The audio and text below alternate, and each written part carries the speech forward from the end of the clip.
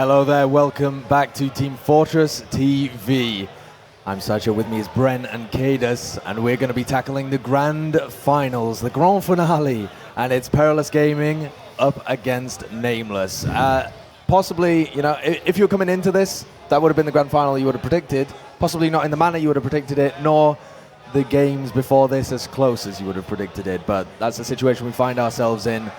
And both of the teams are starting to get readied up. We're going to be going into map bans fairly shortly, but just to start it off, we're going to be doing a vague overview of the run-up we've had so far. So how did these teams get here? We're going to take a look at the bracket now and show you. So this is the double elimination bracket that we're using. It's been best of threes all the way with double elimination, but we've got a best of 5 grand finals here for you, and it could be an absolute slugfest. Perilous Gaming against nameLess. nameLess had to come through the lower bracket after losing the winner bracket final there. So this is a rematch, but this time Perilous Gaming with the map ban advantage. They get to ban both of the maps in the best of 5. So instead of doing like a double best of 3 series like you might have seen with ESEA finals and things like that, this is going to be a straight best of 5, but a map advantage in favor of Perilous. And Kaidus, how do you think that's going to work in terms of the map advantage? Well, the teams do have their headsets off, actually, so we'll maybe discuss that in very general terms as well, in order to not give them too much information. But we'll take a look at the Perilous Gaming roster while we talk about them, their journey here, and perhaps the maps that you'd like to see them play on, or the maps that they've played so far. Well, I mean, quite a lot of it's fairly obvious, to be fair, because I mean, nameLess haven't looked strong on like several maps. Like they've had a permaban of Reckoner for the entire LAN, Yep. So it doesn't take a genius to rule out the fact that what they called Perilous aren't going to be removing Reckoner from the pool. They got a convincing win on Viaduct in the previous game. Well, I say convincing. They got a pretty solid win on Viaduct the previous game, so they're probably not going to be removing that. I'm not sure if they've perma-banned Badlands the entire LAN, but they've banned Badlands an awful lot. They have banned it quite a few times. I think they may have banned Granary once as well. Yeah, they definitely banned Granary, but yeah, Badlands has been kind of a stable ban for them so far. I mean, looking at the other maps, like Gullywash is kind of the big question mark for me because they haven't looked good on it, to be honest. Like, they beat nameLess on it previously, but I think anyone, like, obviously I have my own personal biases, but I think anyone looking at that game objectively would say nameLess probably should have won that map. Almost the same with Crowns in the in the upper bracket round. Even more so well. with Crowns. Crowns should have stomped that map, but actually, not nameLess. Perilous have actually somehow been fluking their way through Gullywash from my eyes. Do you think their own personal bias from playing that will mean that they think they're actually pretty good at it? The fact that they've won. Maybe. From their perspective? Maybe not. You couldn't really say without speaking to them individually, which I haven't really done on that particular topic. But, I mean... I have, but I'll pretend not to have. Yeah, but I mean... but on the one hand, like, you can only call something a fluke, like, so many times. If the same pattern keeps happening, then you have to say, okay, something's clearly going on here. So, I mean, we talk about how all the other teams continually fail last pushes against them. Yeah. Maybe they just have exquisite last defenses. Yeah, possibly. Or something like that. But yeah, if there's a pattern developing, then... Yeah. But I do feel like they've been lucky to get these wins on Gully, so I wouldn't be surprised to see that one go. As for the rest of the pool, it's quite weird because we haven't seen a whole lot of map diversity. Like, Perilous haven't played all day. They're coming into this game off the back of only 2 games. And I think they played, what did they play? Like Reckoner and Gullywash, like both times? Reckoner, Gullywash, and Product. Yeah, so they've played 3 maps out of a 7-map pool. So that's kind of like a small sample size. And I mean, this roster is not particularly well rehearsed online. So it's kind of a bit weird one for them. So I imagine to see the same Badlands ban. They banned it against them before. They won the series. So that one's probably going to be pretty clean cut. My only question is if they leave Gullywash in or not.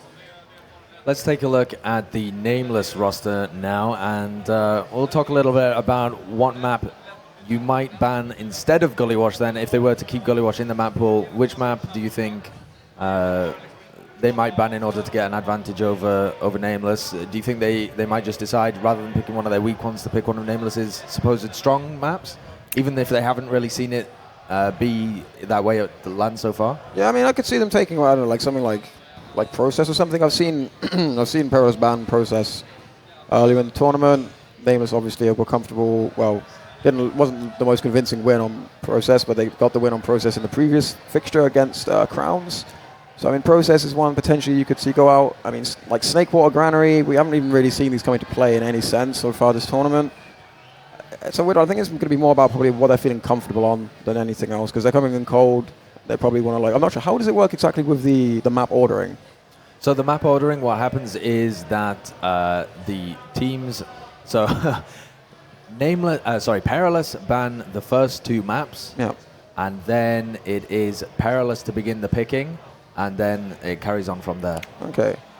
Oh, actually, it could be the other way around. But nameless get 2 bans. It's no, not nameless. Unfortunately, not. No, I believe it's random once we get to the picking stage. Okay, that's a pretty big deal because I mean, if you get like what's that? So that means someone's going to get 3 of the first 4 maps. It's going to be 2 of the first 3. 2 of the first 3 rather. Yeah, that's what I'm saying. So by the time we get to the 4th map, one team could be on tournament point having only played 1 of their own maps. So that's like, I mean, I guess it's not that big a deal, but that's something to factor in, I guess. So whoever gets like the coin flip on that. Because they can also dictate how the match starts, which I think would be a particularly big deal for nameless because they're warm. Like they probably have a lot more options in terms of how they want to start the game than Perilous. Perilous are just coming in cold. Obviously, they're confident because they won yesterday, but I don't think it can be understated that I think how the game begins is going to be quite important, at least for the first map or so.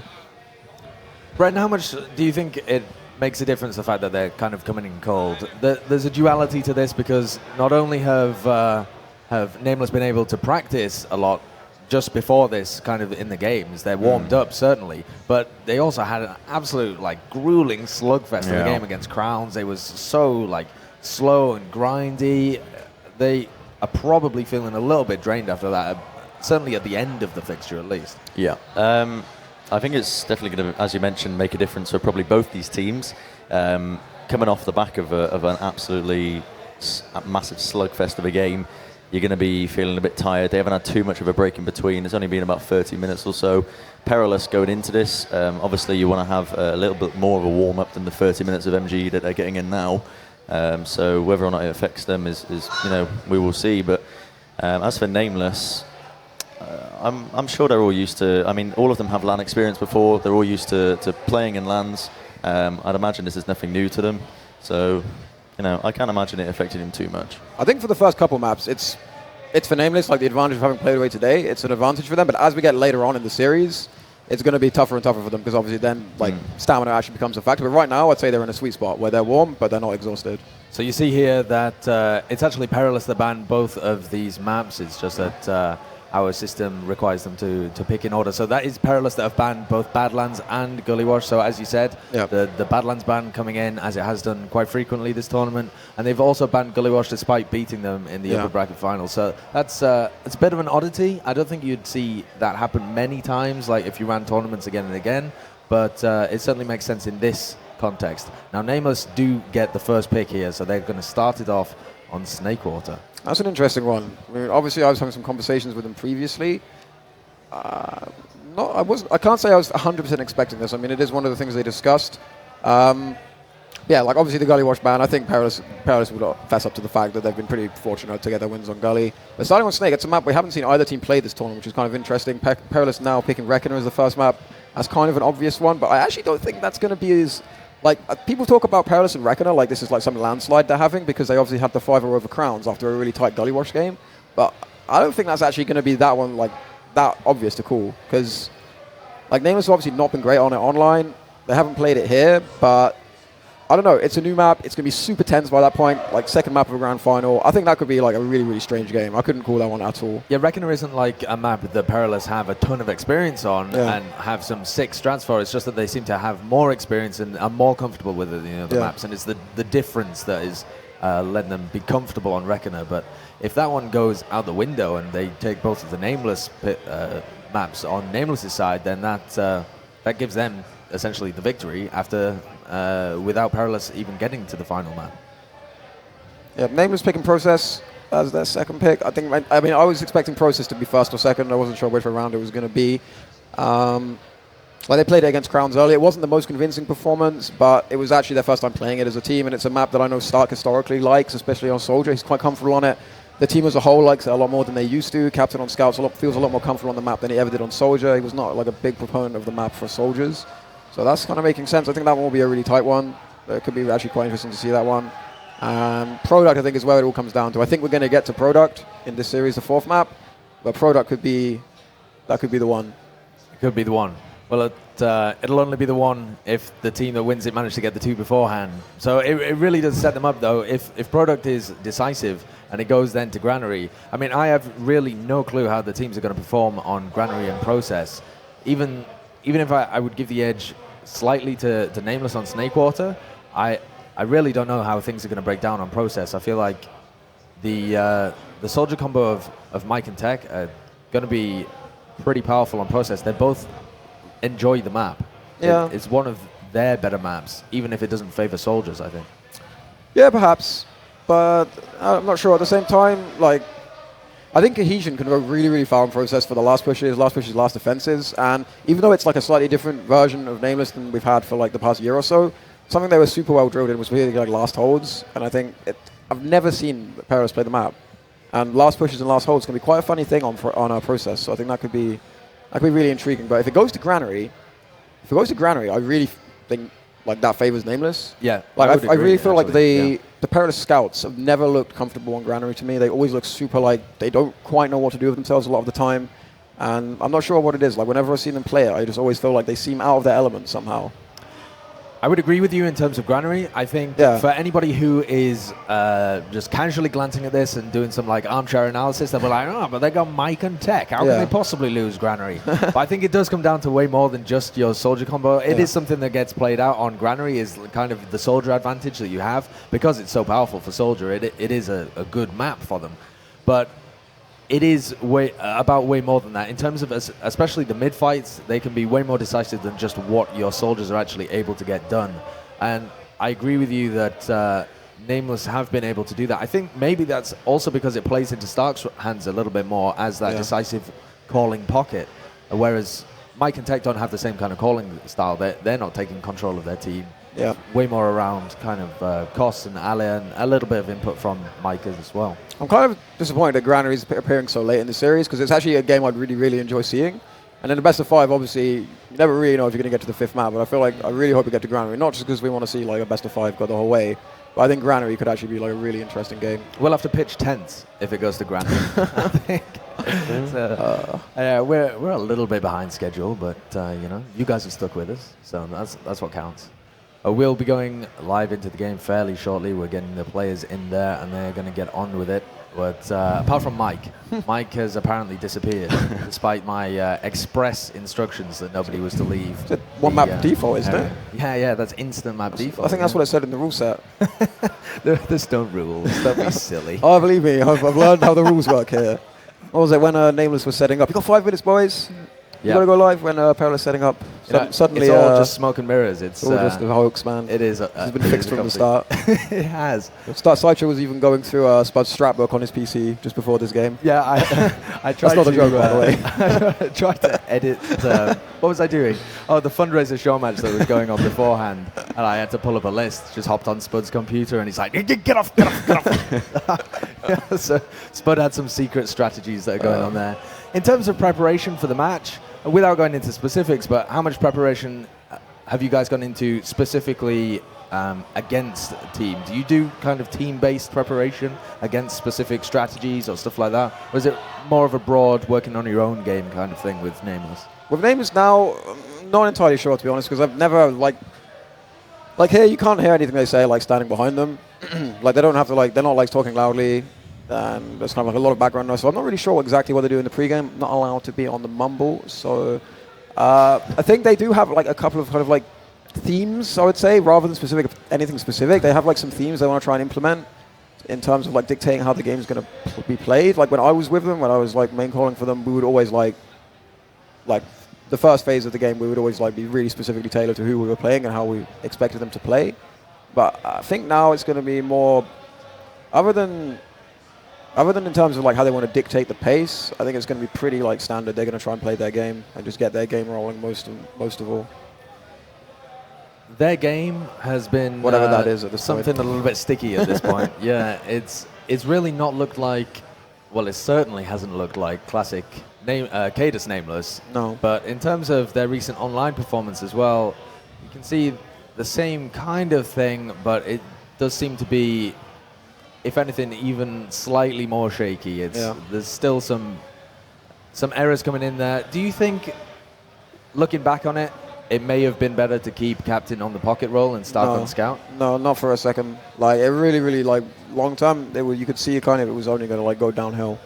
There wasn't the right temperament within the combo to keep anything going, like, long term. Like, in the short term, the results might be worse, like, directly compared to each other, but, like this team's still looking at I-58 and things like that. They have a long-term goal in mind, and going toward that, it was never going to be sustainable having the combo like that. No one to take charge. Things get frustrating. Like, and when frustration sets in, people start not having fun. That's when like teams fold in this game. Like, there's not the money to keep them going if they're not enjoying it. And I think at least Stark gives them enough structure that they can constantly know with work and effort they can improve on things. Whereas without that, the combo, the way it functioned, it was kind of like hitting your head against a brick wall some of the time. I think for nameLess, their biggest problem at the moment is they're in a transitional phase where they're kind of caught between two styles. The way that I set them up and how I had them playing, and the way Stark naturally wants them to play, because like with me, it was always, obviously we played very slow, but the idea behind it was to be super clinical. So like we didn't fail like last pushes very often. We didn't fail like anything, anytime we had advantage, like you see these other teams make a lot of weird mistakes and the game goes back and forth. Like we didn't play back and forth games. Not just because we were slow, but because we would always make sure we were clinical with those.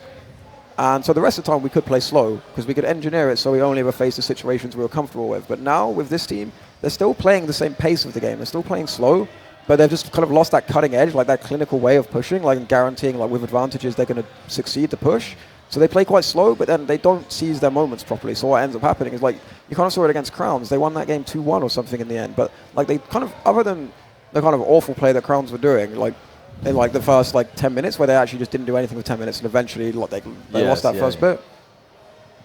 Like apart from that moment, like they kind of dominated the game, but you saw they never actually got past 2 rounds. Even though like they dominated the whole game, because they just kind of, they didn't make the most of their opportunities the way they used to do. I think that's been their biggest problem as well. Because if you're just playing super crazy, random, like the game can go, you can just cap fast rounds, and it's still close, but it's close in a different way. Whereas now they just, I don't know. It feels like they let opportunities get away from them too much. They need more opportunities now than they used to need. Do you think, discussing the long-term options for this team, do you think that the eventual evolution of the team is to move even further away from your previous style of playing and adopt more of the Stark elements? Or are they going to try and, with your guiding hand, you know, mold them into back into what was going on, but with Stark at the helm rather than yourself? I'm not entirely sure, to be honest. I think what happens in this game will be pretty important in deciding that, actually. I mean, if they can pull it off here, then whatever works from them here. Yeah, whatever works from them in this game, if they get the win, that's probably going to be the approach for the long-term future. But honestly, I think it'll probably be a bit of both. There'll be somewhere they'll meet in the middle, but it won't be two styles in conflict with each other. It'll be two styles working in tandem. Whereas right now, I feel like it's a conflict of style. But it can be like, it can be united, I think, but they just aren't there yet, to be honest. I think. Right, they're having a little discussion here because something is. I think it's a problem with the map version. Yes, I'm not sure why. I'm sure in the previous version of Snake Water we were playing the right map version, were we? Who knows? We're playing U8. Oh, we're going ESEA style. Oh, are we banning the spots and everything? But there's no try. There's no try here to enforce it. Is that the one with the ridiculous hiding spot still? Yes. I'm not sure why. In the kitchen area. In the kitchen, up above the window. Who knows? What? Ips would have a field day. What? I'm sure we played the regular. I don't know. TurboTabs is on it. TurboTabs, the man, the legend. He's on it. Look at him. Look at him running around. He's like Stark, yes, we're playing U8. I feel like playing U8. And then Permson was like, please can I hide above the window? It's like, you can't even get there. And Turbo was looking so stressed. But in terms of the overall, broader aspect of the game, it's not really going to make that much difference. And so we are going to be getting into it. That is what the delay was, but both of these teams now had a little more time than we thought to warm up and stuff. So not so much going in cold as going in all nice and prepared. Oh, Turbo's got a smile on his face. It must be working out. Oh no, he wants to strangle someone. Who knows? Who knows? Terribly bipolar, TurboTabs. But in terms of how you feel Snake Water will go specifically, because we talked about the broader 5 maps, and we broke down that Snake Water probably favors nameLess in this situation. You think that's because of the way that they play with this slower style and trying to control the map, or is this more to do with Spur? What do you think gives nameLess the edge in this scenario? I'm not sure if nameLess necessarily have an edge on the map.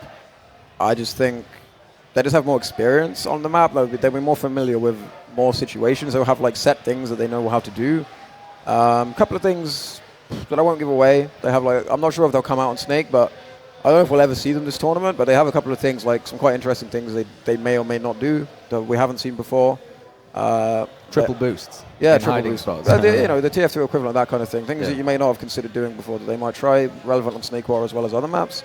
I mean, I'm not sure if we're going to see them. It's like quite situational, but I'm not sure. Like if they can get the lead on Snake, like if they can take the first round on Snake, it will be really, really huge for them, because it's such an easy map to slow down once you have the lead. It is, yeah. I mean, like they've been a little bit iffy, to be honest, guarding their leads in like the tense moments, like the Crowns game on Gully, where like got like super tense in the last 3 minutes. They went from 2-0 to almost 2-2.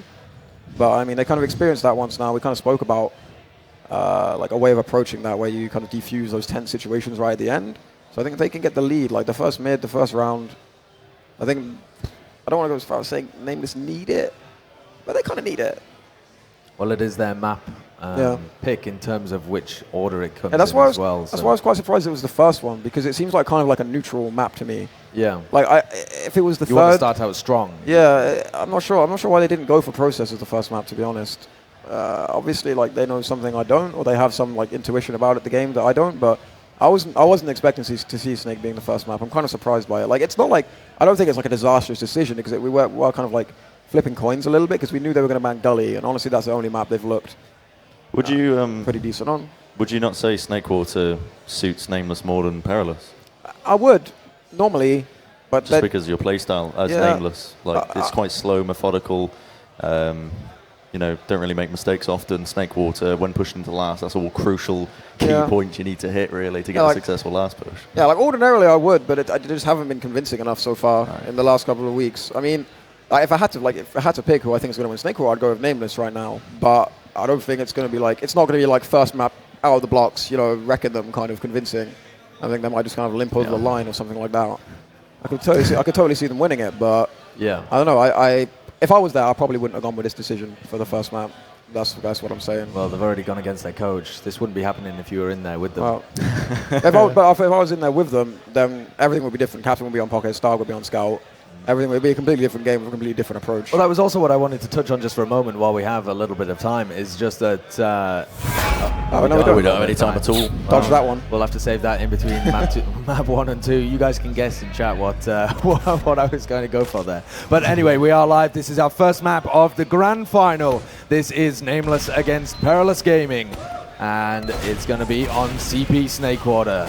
We've got Mike rolling out through this kitchen area. He's going to wait for an initiation. Starks up top, Drac bombs in and takes down Happy but it gives his life for it. Asta's taking a ton of damage as well, and they've got a load of position here. Stark once again up in the air. Ali's been juggled up, surely going to die there.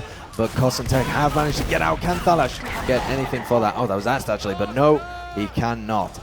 And it's going to be nameLess with a reasonably convincing mid win there. They looked in control of the mid at all times, really. The control point is being contested. I sort of expected this being their first map pick. We see Tech here going in for a nice little attempt, trying to contest this point. And he gets 2 beautiful rockets off onto Tech, going to be clear onto Happy Cool, I should say, finishing him up pretty quickly. And now the passive hold being held by nameLess back on the mid.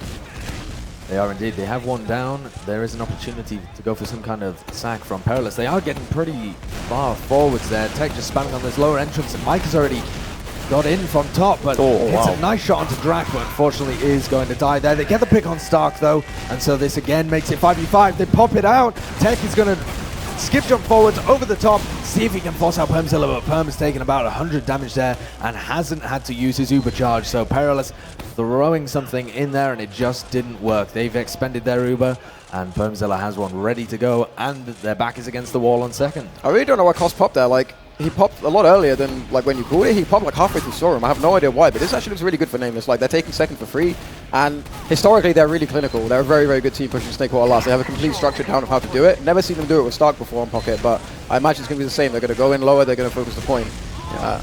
That's exactly what you see they are doing currently. Happy Cool going to be leading the charge now. Going to be trying to push in. They're about 25% away from getting Uber now. Perilous. They've already popped in straight away. Aston Heavy doing his darndest to try and deny them, but then now they're going to start to play the point. Big bump forward coming in by Mike, but is it going to be enough? Kos walks onto the point to try and defend it.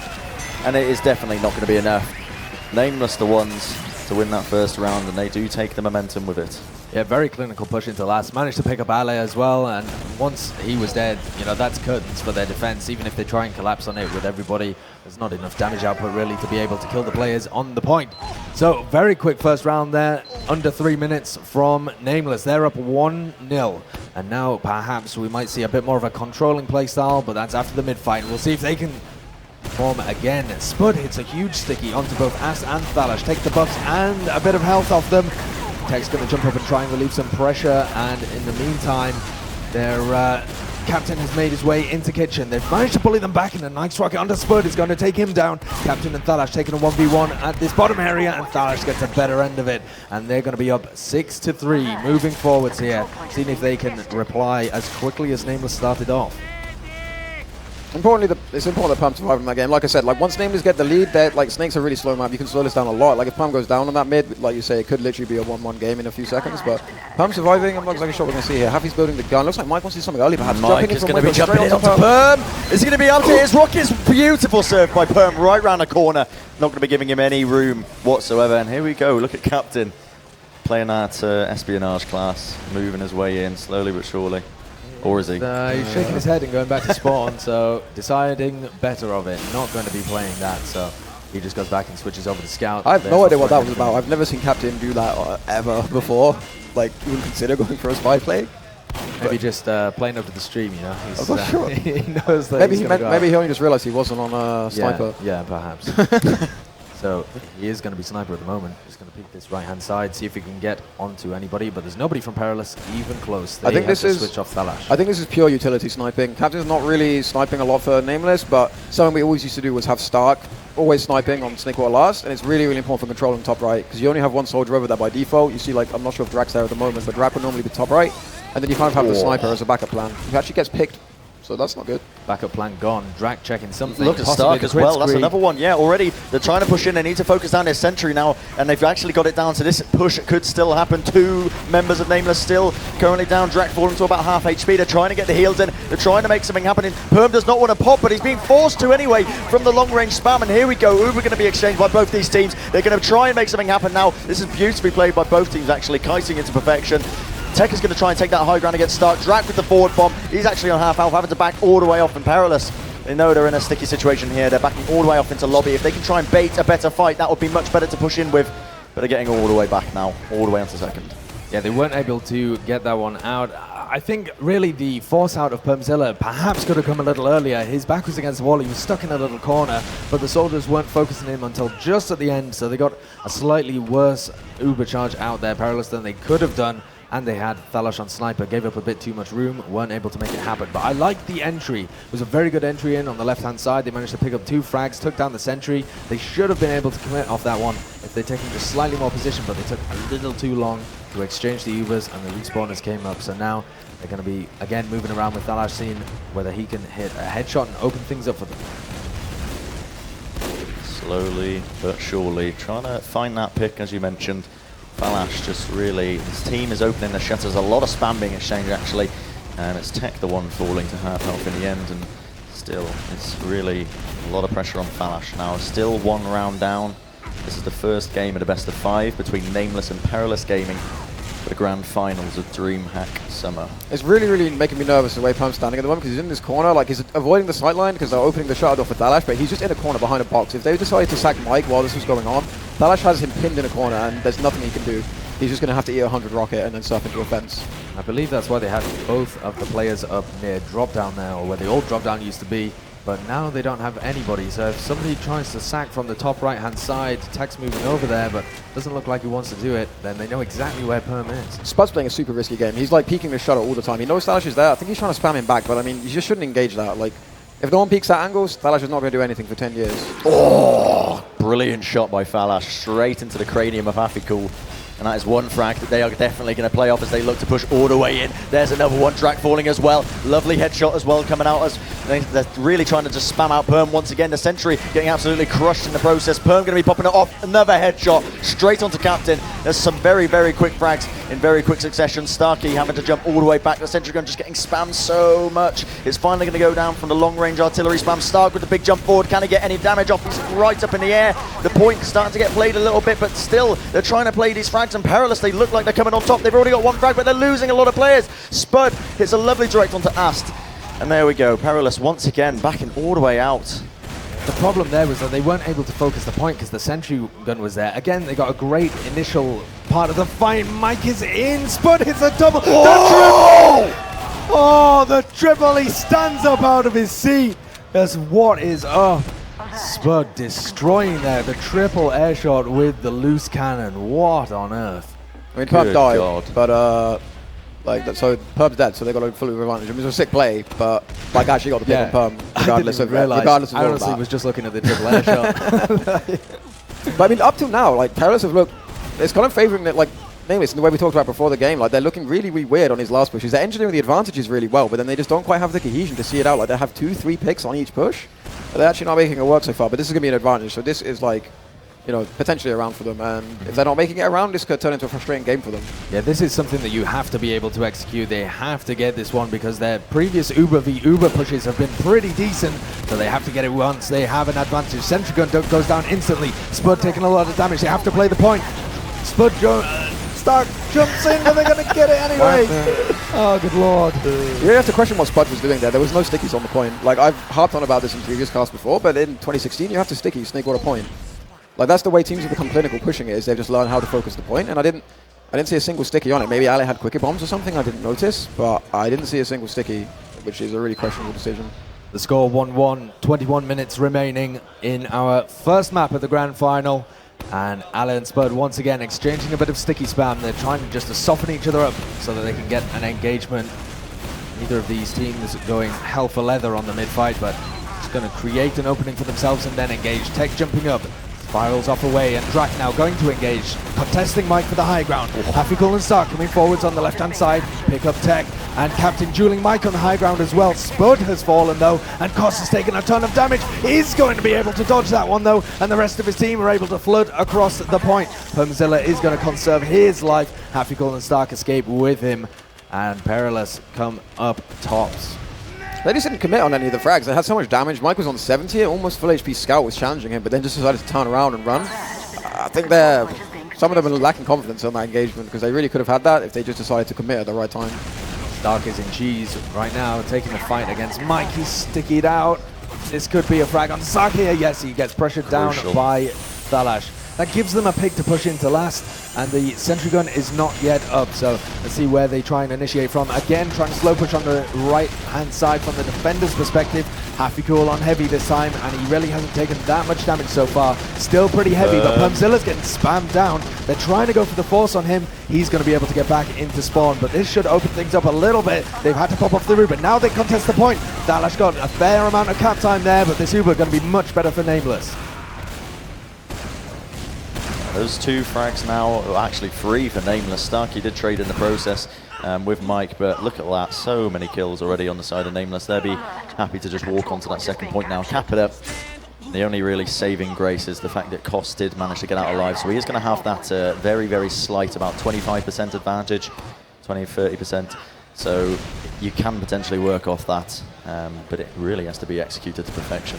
Yeah, they actually built that up fairly well. I think it was only going to be something like a 15 to 20% advantage, and now it's a 30%. So 30% certainly enough to push off, and that's what they're going to attempt to do here. Perhaps focusing down Permzilla before he can escape. Perm might not anticipate that the Uber is quite ready, but with them coming across grass, you've got to expect that he's somewhere near at the very least. Drag bombing down now. Dies to Tech as a pipe hits Hafikul, but they're not going to be able to catch Permzilla surely in this bottom area. Tech is going onto him anyway, seeing what he can get done. Perm doesn't take any damage from that, but the rest of his team does. Look at Mike! So weak. Oh my goodness, he got the force out. Unbelievable stuff. Straight onto the back lines. That's absolutely critical for them. And now Perilous, they're capped at this second point. Once again, they have this uber advantage to work off, and we are seeing quite a bit of dominance by Perilous actually.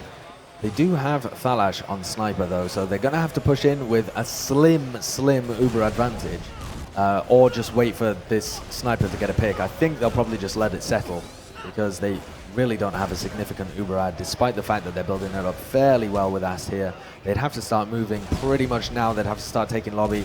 looks like they are moving forward, so maybe they think that this Uber ad is slightly bigger than it actually is. Snake Oil is quite an easy last point to kite, a slim Uber advantage like this, but they are going from bottom and they think they have it. Ale is jumping forwards but gets destroyed. Permatilla up in the air, does have to pop it off as Ass gets taken down by the sentry, and this is looking awful now for Perilous because they almost got caught in, and now the flank as well, as they somehow are managing to escape with a few players but just getting slammed by the rest of nameLess there.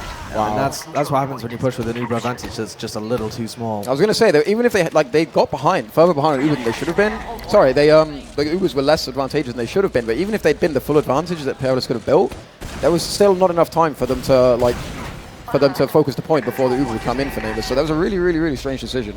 They've looked so uncomfortable on all these last pushes. Like, they engineer advantages every time. But even when they've had like 2 or 3 men or Uber advantages, they just don't quite have it at the moment on the last. They could be well ahead in this game at the moment. nameLess quite lucky still to be in it, to be honest. Oh. Yeah, I really like the way that they're setting them up as well, but they aren't able to just slam the hammer down once they've raised it up. This is a slight advantage. Nice little pick by Mike there, managing to finish off Captain on the flank there. nameLess still opting to push. They know they've got the Uber advantage, so even though Captain did go down, they're still up to push it now. And a lot of spam coming out by Ali as well. He's getting a few pipes in there. The Roller's doing a little bit of damage to them to try and force them back. Drac on the back lines actually has his hands full with 2 players, and it's actually Falash the one to pick him up now. So they are 2 players down. Captain respawning in 1 second. They have capped at the second point, but here comes the it's players from Uber behind. on both sides, yeah. Going to be both on grass. Can they get dealt with? Thalash comes in and forces off that Uber charge. The reply comes out from Costo, and Ast has been collected by the rest of their team.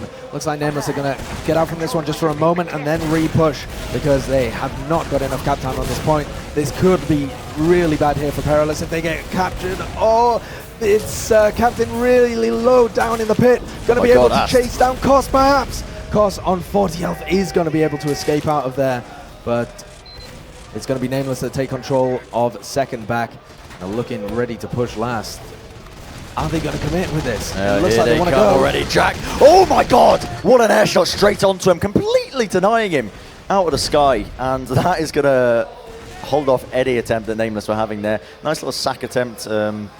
What they were going for there is most likely a medic pick, but it was a cute play actually, because I don't think Perilous actually saw that coming. They didn't expect the sack in that particular situation or in that particular way. Obviously the air shot denied it completely, but it was like quite cool because Spud was obviously committing, like half committing lower, so I think they genuinely thought a push might be coming in. And as Drac got in, obviously he was denied, but it's quite nice to see actually, quite decent play. Yeah, the fake push into a sack, unfortunately not able to get onto Cost there, and so both of the teams going to be able to hold. Yeah, look at this now. Falash slowly peeking it, fully charged around the corner. Have to back off a little bit now. He's going to start rotating to that left-hand side on Sniper. See if he can get away with any murder. As he is crouching his way up into that upper area. Looking for the pit. Captain is visible, and there we go. There's the first kill. Can he hit up any more? That is the question. Another one would suit him really nicely. I don't understand what they're doing there, where Scout can get body shot. Like, what setup are they trying to play with? Like, they have no one watching top right, they have no one controlling shot door, they just had scouts randomly idle in lobby. That seems really dodgy. But right now, Thalash is pushed up really far in lobby. They're not going for any kind of sack here, they're just making a little bit of room for Thalash to take more shots. But as the respawn comes back in for Captain, it's just going to be reset. And Captain actually coming up on Sniper. It's kind of weird what Haffy and Captain are doing with the Sniper at the moment. They each just seem to like do it at complete random. There's no like established player who snipes for them. And Thalash still really far up in lobby. Mike going for a sack, getting taken down. And Thalash is so weak. He's 35, he only just gets out. That could have been turned really nasty for them. Just lost Mike as well, so that is going to prompt Perilous to be a bit more passive now, as they are back in all the way back to last. Still 100% Uber on both these teams. nameLess peeking it slowly, trying to give Captain a bit of room to breathe to see if he can make any plays happen. He's going to be trying to hit one of those beautiful headshots. Can he do anything? He does actually manage to connect one onto Tech, surviving with 8 health. He's going to have to get arrowed up and healed up, and there we go, he is nice and healthy. So no casualties just yet. Very, very methodical, very slow-paced. With 13 minutes and 20 seconds left on the server time, it is still a 1-all. I feel kind of nervous for nameLess in these situations where they're poking top left. I think that there's almost always somewhere they're forgetting to have covered, and with the way Mike has just been taking his chances on the flank this game so far, it's a really, really huge hole to leave. If you're ever not watching something when Mike's on the other team, like, they're giving him windows. He didn't take it in this previous instance, but we've seen him take it time and time again so far today. And it's only like 15 minutes into the grand final, so that's something they really have to tighten up, or it's going to pay. They'll pay for it later. Whenever nameLess are trying to enter into lobby as well, they're really losing this spam battle Perilous are poking into them, either with Thalash or with Alice spamming some pipes in along with Mike. They're just getting so much damage on them as they're in that lobby area. Happy Cool is going to go down. There was an opportunity to take tech with him, but he is going to survive, and this is going to prompt yet another small push out of Perilous as they just poke and prod, see if they can get Thalash into a good position. He's going to be peeking around, doesn't spot anybody that he can kill. He's just going to drop out on that lower side. He took so much damage, only survives with 7 health, but that was one opportunity that is not going to quite work. But I think if they're going to wait for a pick just to extend Thalash for one shot, it's a bit of a Hail Mary play. I really think nameLess need to change approach here. Captain does not look remotely comfortable sniping here. Like, I haven't seen him. Like, What? How does Drak get the force? Drak just jumps in right into Koss's face, is able to get 2 rockets off and gets the force there against the entirety of Perilous. Oh my God, Spud. Spud. Good God, man. Picks up a double kill there with the stickies, and that is going to definitely prompt the push. Thalash actually did manage to pick up Perm, but really, they've got this player disadvantage now, and they can just play all the DM they want. They're putting in the damage. It's really all on Ast now to try and make something happen, but he's been completely shut down. And there we go, nameLess. Take another one under their belts, and they make the scoreline 2-1. that was kind of like a huge play from Drak. I didn't see it, but I mean, to get that force, that's vital. But I mean, the push out from Perilous was so questionable. Like, first they lose tech, they just jump him in. I mean, once you've lost your Uber on Snake last, you really just want to hang tight. Like, we've seen fatal pushes over and over again in this game already. It's not worth losing. It's barely worth losing one guy, let alone like risking as many as 3. Really, really weird play. Well, this is it. Another mid-fight, another day. Mid-fight number 4, kicking off straight away. Spud trying to get off that early damage if he possibly can. There's a lot of spam being exchanged in this upper area. Tech just trying his darndest to try and take control of that upper area. He's taking so much damage, actually. Very, very weak. He's going to have to wait for some heals. Everyone on Perilous is actually very weak. And they've already dropped 2 players now. Thalash and Mikey going down in the end. Ali gets absolutely destroyed by Drak. The chase is on, boys. Lovely air shot, and Koss. He's in a very, very sticky situation. He's trying to escape for this lower area. Tech also trying to get out of his life, but he's so weak now. Spud hits off 1 pill, and then it's Koss is going to end up falling in the end to Hafikul. A complete wipe in the end, as nameLess haven't even capped up mid yet, but they are definitely in control of this round. What a ton of pace there. Like, that's like, people say like nameLess not engaging, but they do have this, like, it's something that I've heard them talking about lately, like the kind of Epsilon-esque like turn of pace, where you go from slow to fast. It's kind of out of nowhere. Like, we don't see nameLess do this that often, but it catches teams so off guard when they do that. Just suddenly out of nowhere, just all holding W, like on last before they even cap mid. And they look actually firmly in control at this point. 2-1 could potentially be 3-1. It certainly could. They have the Uber advantage coming in here. Thalash immediately builds up that sentry, which is going to be around the shed area. They also have Ast on heavy. And we're going to once again see this Uber advantage push. They were able to convert it very successfully last time. It looked super clinical. Mike this time holding a little further forwards in order to force it right at the bottom there. The sentry gun doing quite a bit of work, but Spud's going to take that one down. They're flash 4 players in this Uber, but they haven't managed to pick up Ali, and they aren't able to focus the point here. So Perilous got a much better end of it than they did last time. They managed to pick up Spud and Hafikul here. Lots of players going weak. Captain forces the stickies to be dead, but it's going to be a full wipe apart from Drak, who is trying to escape with 100 health and is either going to back out or try and make a play. Is going to back out from that one. Has been spotted by Ast as well. So that one not quite as clinical as the previous last pushes with Uber advantage, and Perilous are able to push out on the back of it. I think the gun was really effective on the left, because nameLess really like to focus the top right, and when they have to split their focus to the left so early, it really like gives them much less that they can do with their Uber at the end of the day.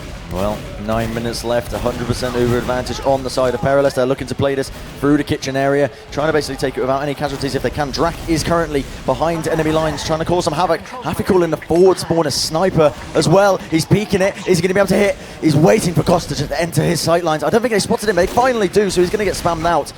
So really, playing a dangerous game there, waiting around, and Drak is still behind them. They have capped up the mid.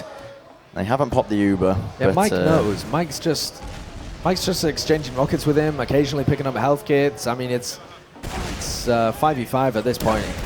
It's very Doesn't smart. quite know where he is. Now he does as he goes and takes on Thalash. They are going to get the pick on Drak. Asta's gone down in the meantime, so still 5v5, but Perilous now able to move forward without having to worry about somebody in the back lines. They can all just focus forward. Big mistake from Spud. Just gets caught. A really nice pipe at Ali onto Fran and Hafikul. Oh, that's disastrous play. They're 3 down. This is going to be such a... Like, Good God. Perilous shouldn't go for the push here. They should just go for a force. Straight up, they're going straight onto Bermzilla, and he is going to be popping that Uber cost as well with the counter pop. Can they get the frags? That is the question. Tech trying to put in that damage, shooting the rockets. They're playing the point to an absolute perfection there. Drak ends up killing Falash, and Tech is going down as well. That's 2 frags to the side of nameLess. Mike is in the air. Can they hit the shots onto him? That is the question. Yes, indeed, they can, as he is going to go down. And Perilous, wow. That's really, no choice but the back all the way out. That's really poor decision making from Perilous to go for the trade there. Snakewater so notorious for those punishing spawn waves on last. They have enough picks, 3 picks to get in and just get a really simple force on pump. Focus to point, focus pump. You're going to lose 1-2 guys max to get their force and then have full advantage to push. But they commit for the trade. By the time the trade's over, nameLess have all their spawns. It's like it's a really bad decision. It's like such a bad decision of them to do that.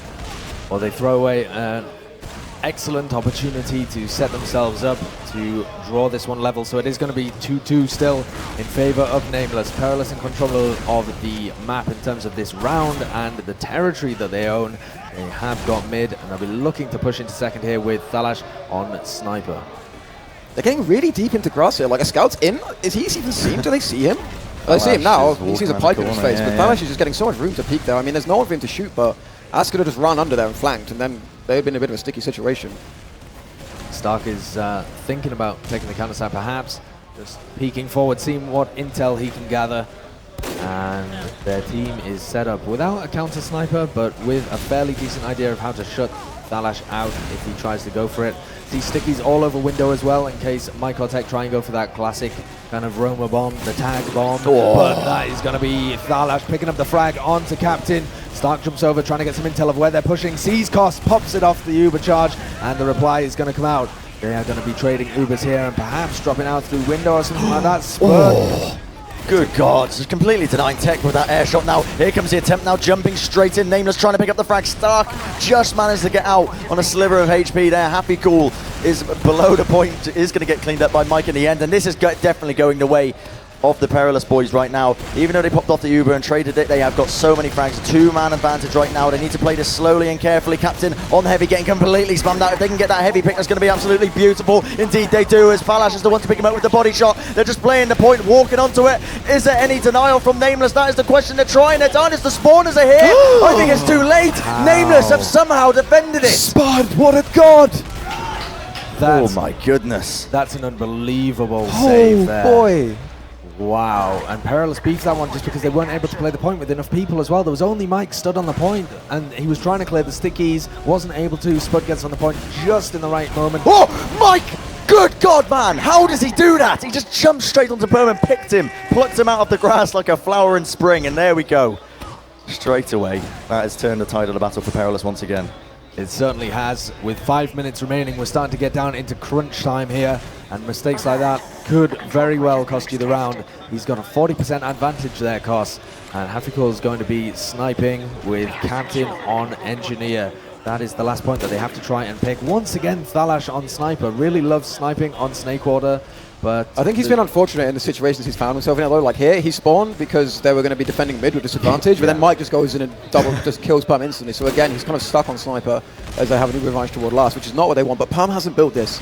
This is the kind of disadvantage you should really build, because it's 50% now. It was only 25 before, and 25 is enough to kite, but they can't kite this now. They just need a miracle. Here we go. Uber's coming in straight away. Sentry immediately goes down, so they're going to have nodes and R from coming out from that. The point is being played by Aspen. He needs to be very careful, and they don't even need to be careful. They've immediately just walked onto the point, played it very well, and it's going to make it equalised in the end. 2-2 to both these teams, nameLess and Perilous. now, Ast never used to do that. We used to have a lot of difficulty with playing the point on Snakewater last, because Ast would just never play the point. He'd try and focus down the kills in an attempt to do damage and push them back into spawn, but playing the point there, just the perfect decision. Able to play it as nameLess are rotating through the spawn door. That's exactly what you want your pocket scout to do, and they've tied it up.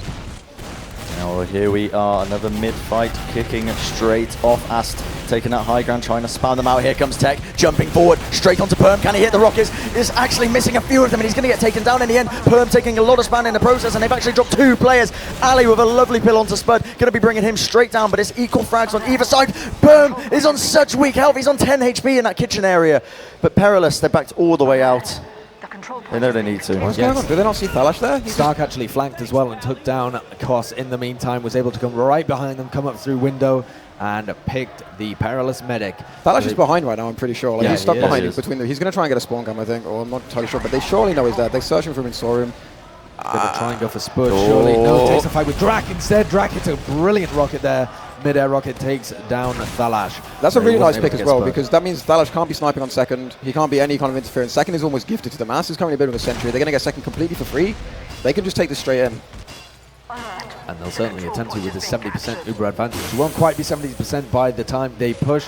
Be a bit more like 50, but as we were talking about before, that's a little too much to kite. They have to rely on either the sentry being way too difficult to deal with, or a heavy, which is actually not being built. It's Thalash on sniper. The sentry goes down. Have to go meat shots the sentry, but they haven't been able to play the point, so now they have to take the fight, taking the engagement. Stark and Drag jumping up on the left-hand side here, pressured out Koss. Koss falls as well, so no Uber at all. Thalash attempted to get what he can do done on heavy here. Got the Tomislav on the point. Stark, it's so weak just around the corner, but he can't quite get onto him, and it's only Captain and Permzilla, and instead of committing to that one, even though there was a lot of players weak there, they decided to keep Permzilla alive. This is a problem I really noticed with Captain's play of Scout. Like, he's doing all the basics really well, but he really lacks the killer instinct of when to commit, because if he commits in that fight, like, there's like 3 guys on red HP, like 3 shots, and he wins the entire fight. And I haven't really brought it up before, but I'm noticing it more and more. There's been instances in this game and previous games where it happens. Like, I think this is part of the problem with some of their pushes. Like, they should probably win that if Captain just commits at the end. I mean, it's good. They have another try. Perm's going to get 90%, 50 for cost, but they could make more of these, I think, if Captain just get that little killer instinct. In terms of the defense, though, it's worse than it was before, or worse for Perilous. They are just still building up that sentry. It's only just now getting to level 2, and they don't have a heavy at all. Sentry gun is going to get pressured down almost immediately. Thalash manages to switch off to heavy right about now. Takes a little bit more damage, going to go back, but Happy goes playing the point. It forces Ast onto it, and now they have to try and collapse, but Koss has the Uber charge. Yeah, Stark and Drax still waiting in the shadows. They haven't even realized about this. Now they're going to be starting to get the counter-attack on. Stark hitting lovely rockets onto the entirety of Perilous. It's really all on him now. It's a 2v1, and it's a lovely rocket from Tech to finish up both of them as well. So that's a nice little play by Tech there to just really salvage that for Perilous. That could have gone disastrously wrong. 1 minute remaining, 1 Uber advantage push for Permzilla. Well, Permzilla's team, nameless. It all comes down to this. This is going to be tight. This is the push to win them the map. Get them off to a great start in this first map. For Perilous, they just want to hold on as much as they possibly can. They have the engineer and the heavy here. Ast on heavy. Thalash building up that sentry on the left-hand side. They will probably build it in enough time, and the time is ticking short as well. After 5 seconds go and they have their Uber, there's only 25 to work with. So this is time for one last fight. There's not going to be any time for a re-engagement, and here they come from the bottom. They know that it's coming, and they pop out that Uber charge. Stark and blasted by the sentry all the way over to the left-hand side. Sentry gun is down, but where's this heavy? Where are the players that need to block the point? The stickies take down Captain, though. And they're going to put onto it. Only Drak and Perm left alive. They're trying to get on as much as they can, and that's it. We're going to a golden cap. It's going to be 2-2 in the final dying moments of this, and rip the schedule. Game of 2 halves, to be honest, though. Like, Perilous really dominated the first half. They had like complete control with failing last push after last push, but they had like map control the entire time. But then the second half, it was a complete opposite. Almost like a complete mirror. Nameless were having control, having blast push after last push, and just completely failing. I mean, they were rushing it a little bit too much, I thought, Nameless. Both teams kind of were, but more so Nameless. Like, they were focusing the point like a little bit too early, Spud committing himself there a bit too much. This could have gone really either way. Like, either team could have run away with it in one of the halves. This golden cap's going to be pretty nuts. It certainly is, and hopefully the golden cap will get live fairly shortly as well after the teams just discuss how they want to approach it. In terms of how the mid fights have gone as well, I feel like Nameless have got the better end of most of the mids here. They should be feeling fairly good about going into the round, at least, with the mids. It's been reasonably close, though I'd say Nameless probably got just about the better end of it, but again, it's kind of the 2 halves thing. Nameless won that it's like whoever won mid, you never really saw many mid retakes, did we? It was kind of like someone won mid and they just failed last push, second, failed last push, retook second. I mean, we saw Perilous do it once or twice, but really not a game of many mid retakes. It was kind of whoever took mid just controlled the round and eventually won it after like several attempts. So mid is actually going to be super crucial here because we've literally only seen a handful of mid retakes this 30-minute period. And we've only seen a handful of mids as well because the game was 2-2. So 4 mid fights we saw, and as our admins do the config of the golden cap, they are going to be going live into it fairly shortly. But how which team is going to be feeling better going into that one as well? Because nameLess was certainly, they were knocking on the door. They were in control. Are they going to feel like they were robbed of that round? You know, they had control of the map and they had the opportunity to get into it, but they just didn't have the time to be able to execute it. They tried and tried. You got to think they were going to succeed eventually, because Perilous were really stuffed onto the last point. Permzilla was able to escape every time, so they always had another opportunity. They will feel like that, but it's probably not the reality of the situation, because Perilous will feel like they were robbed of a significant lead in the first half. Like, Perilous could quite easily, I mean, nameLess took the first round, but Perilous could quite easily have been up 3-1, 4-1, something like this.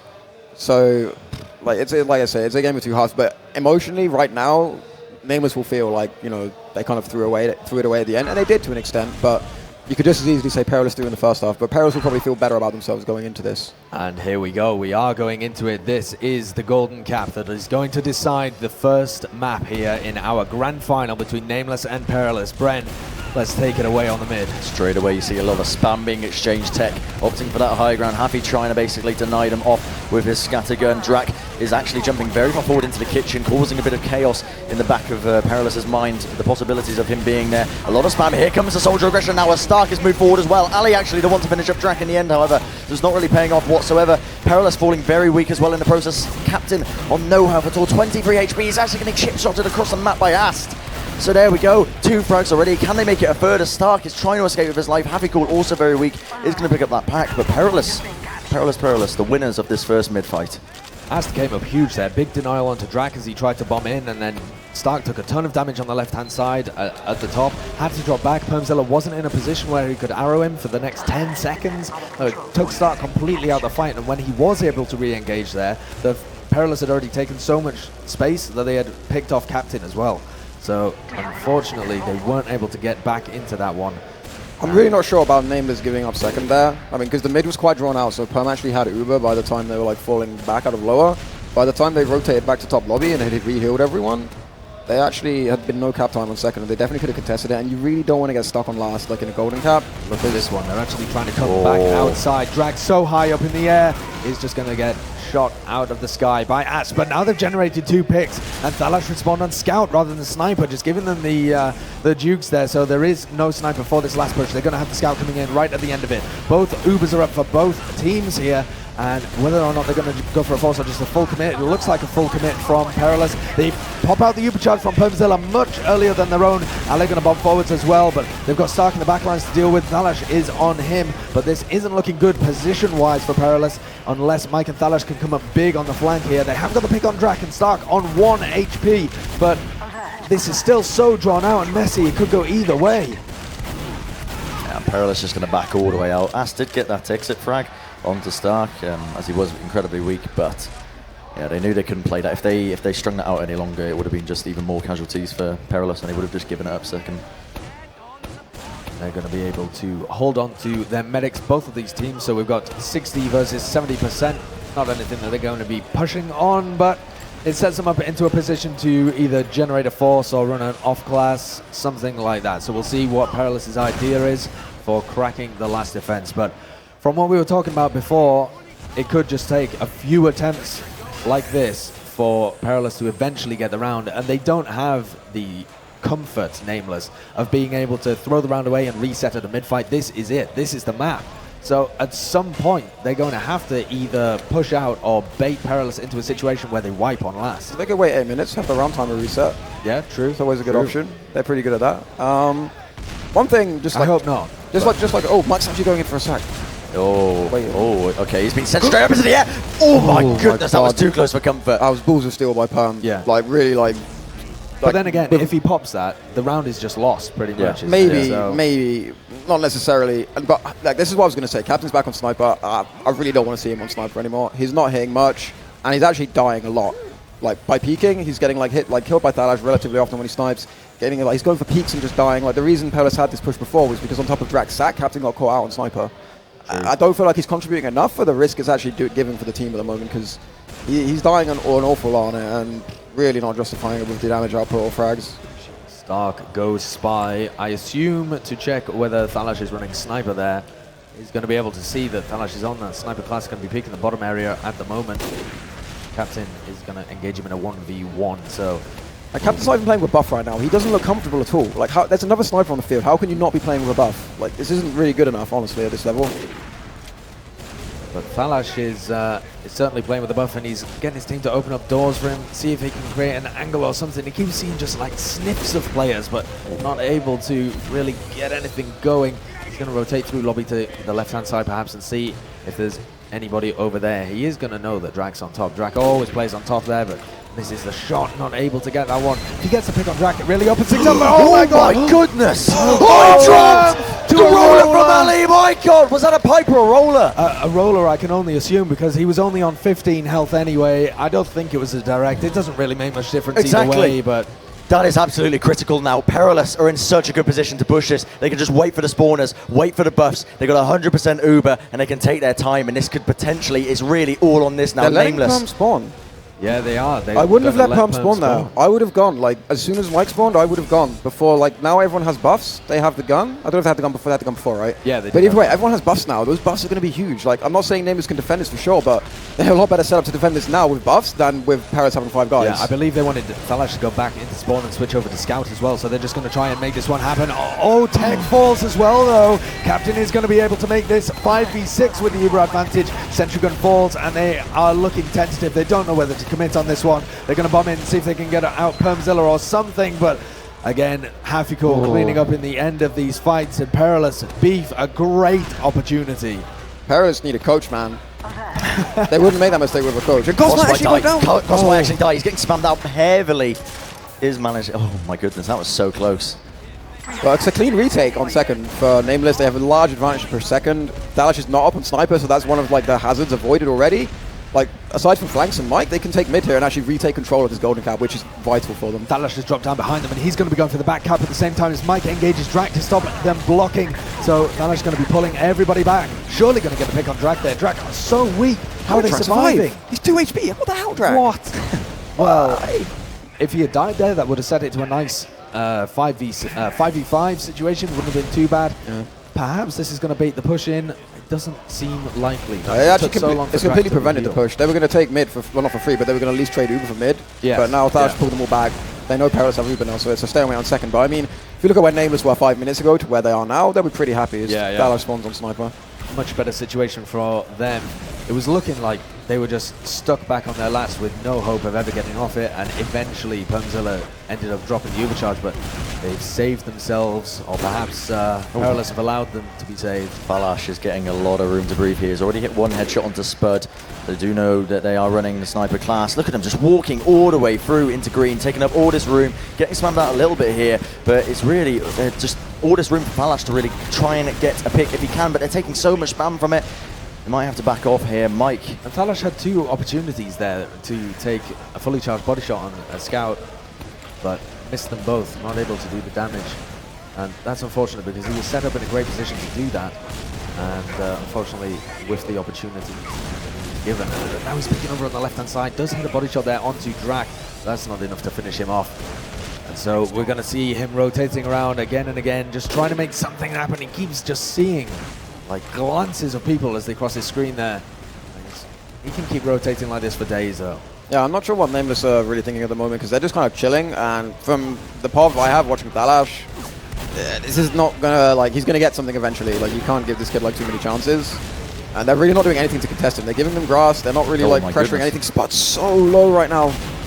Yeah, he got spammed out very, very heavily. Look at everyone's weak on Nameless captain as well. Cos's actually has been forced, and he's going to be popping off the Uber, slightly worse off in the end. Nameless popping theirs as well, and they really need to just scatter now and try and take what they can. Drak did fall in the process from a body shot, but at the same time they've lost Ast, and Perilous just kites them all the way back into the mid area, I should say.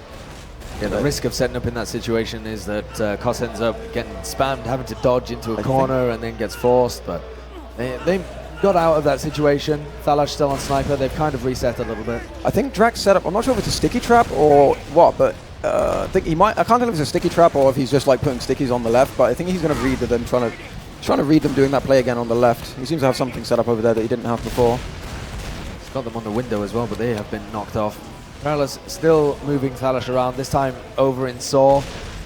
seeing if they can get anything done. You've got to expect that they'll go back over to grass because Thalash had so many opportunities. Here's where we'll see whether Spud's sticky trap is going to come in handy. They do spot it out though. Tech is going to clear them away, and unless they manage to dodge into them, Tech actually eats a load of them there, but they're still moving over, giving Thalash as much room as he possibly can. Tech and Koss really far forwards actually. Koss once again has been caught in, but they have the room and he hasn't taken that much damage yet. But as players get away from him, oh my goodness, Koss just popping it in the nick of time there. It was a great shot by Drak to launch him forward, and he is going to pay with his life in the end. Perilous really don't have the Uber to try and defend this. They've already dropped Ali in the process. nameLess running them down with the invulnerability. Mike still on the back lines, causing a bit of chaos, so this could be an opportunity for Perilous to work off. Yeah, Mike has saved that for them because Ali gets caught, they lose their Captain. scout as well. That was really bold of Captain. He just straight up takes the 1v1 with Mike in close quarters and crushes him. I was like, I don't know, that's pretty impressive. I wouldn't do that. Like, if I meet Mike in a corridor, I'm turning around and just telling my team he's there. Well, Captain mans up and manages to take the frag, but in terms of the overall situation, really nothing much has changed. Once again, even after Perilous pushed themselves into grass and exchange a few Ubers, we really don't see the end consequences being different because both teams just building up that Uber charge, and Thalash once again on Sniper trying to get an angle. But you've got to expect it to work eventually, sure. Yeah, they're giving them way too much actually popped off the Uber now. Perilous, I don't know if they're forced, but they've really forced their hand because nobody is in the position on from Perilous side. Maybe trying to get the force out onto Perm as well, but it's just not popping whatsoever. There's no pressure. I think the theory there was they had built slightly better. They had a slight advantage. They just weren't quite able to get onto Perm in time because he was on about 90 when they pushed in. Yeah. And now he has a full advantage. They could potentially retake mid here, but they have to worry about Thalash. He's going to have a really nice line of sight on Perm. Certainly is, and this is still a difficult push to make, but Permzilla's going to pop it off. Stark fails his skip jump, not able to get the ground that he wanted. Captain falls as well to Mike, who's still behind and making things happen, and everybody's chasing him. He's going to go down, but he leaves a lot of pressure on mid. So now Koss with a large Uber advantage, about 40%, he's going to be able to move forwards. Both teams with 5 alive for each squad, and Perilous going to move in through this left-hand side. They haven't spotted Afikul though. They don't know that he's quite up there on the pipe. And is he going to be able to deny? Yes, denies the soldier that was trying to bomb forwards, but doesn't go for the force. Thalash hits a headshot. Isn't going to be able to deny that soldier of Drak, but he's not going to be able to force Koss either. So it's a questionable play by Drak. I'd much rather see him just go to last with 6 guys there. I mean, they kind of have a window now. It looks like they're going to try and take it, but Pum's so slim, this Ubercharge advantage, and it looks like they're going to go with it. This could be disastrous if they push in expecting straight away, yeah, look at it now, they popped in! Oh, see you later, Permzilla, as he just falls in the process. Ali hits a lovely pipe onto Captain. That's 2 very, very crucial frags that they needed, and now they just need the damage. Can they do it? Stark on no have at all. It's a team effort as they are just collecting these frags, and collect them they will. Everyone is falling, Spud the only remainder. This has to be GG. One man against the world. He's dodging a juke, he's trying his best. The spawners are here. Captain, he's doing his darndest to try and keep them off. It's all on Perm. I don't know if he's going to be able to do it. He's trying his hardest, but no, there it is. Perilous Gaming take it in the end. They win the golden cap, and that's map number 1 that's going to be going their way. Wow, and we were questioning whether that would be a good decision to go in there, but what was Permzilla on when he dies at the end? It must be the high 90s. Really close. It was like 96 or something. Unfortunately, not able to surf the first piece of damage that came his way and gets caught out, but that one was, that's a risk. Yeah, like, I mean, we questioned the decision. I think rightfully so we question it. That's going the other way like 90% of the time, 90%. Yeah, that's going to go the other way most of the time. They're not going to, that's going to be a disaster. Ali's going to die. Pocket's going to die. Koss is probably going to get caught out most of the time, but I mean... On a last point that's so difficult to push out from, as long as you don't wipe after that situation, if you trade the Ubers and then all leave, those are the kind of risks perhaps that Perilous will want to try and take if, both of these teams play a really secure style and we see these grinding out things, then they have the quality to take these opportunities more often than worse teams. Perhaps they should just be going for it like that, just trying to use the slim advantages and hoping that their defensive capabilities are good enough to block the repush if they fail. Yeah, to be honest, Perilous kind of leaned on the fact that Name was really they were never comfortable taking mid in this golden cap. They had several opportunities, and all the time it was something very simple, just one guy going behind, and everything fell apart. They didn't even get into really doing the push. Yeah, I think something that's happened repeatedly in nameLess's games actually is the fact that when somebody gets behind them, the entire team is going back. Yeah. And I believe Mike has highlighted this, and it seems to be part of their game plan, just to push behind and try and bait the entire team in order to delay. Mike's doing it a lot of the time. Yeah.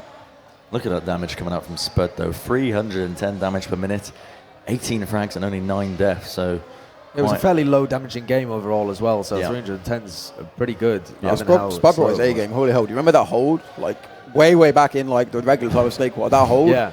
That was, like, huge by Spud. And the triple. I didn't see it, but... Oh, God, yeah. Well, played a the triple that probably should have, you know, with the old loose cannon, it would have blasted Tech away, or... no, it was Mike, wasn't it? Yeah. Would have blasted Mike away, but unfortunately, Permzilla died in that attempt. Not that it mattered in the end, I don't think. Who knows? It was back in the eons ago that I can't even remember whether they were able to execute off the back of it, but there were a lot of failed pushes into last where there should have been an opportunity.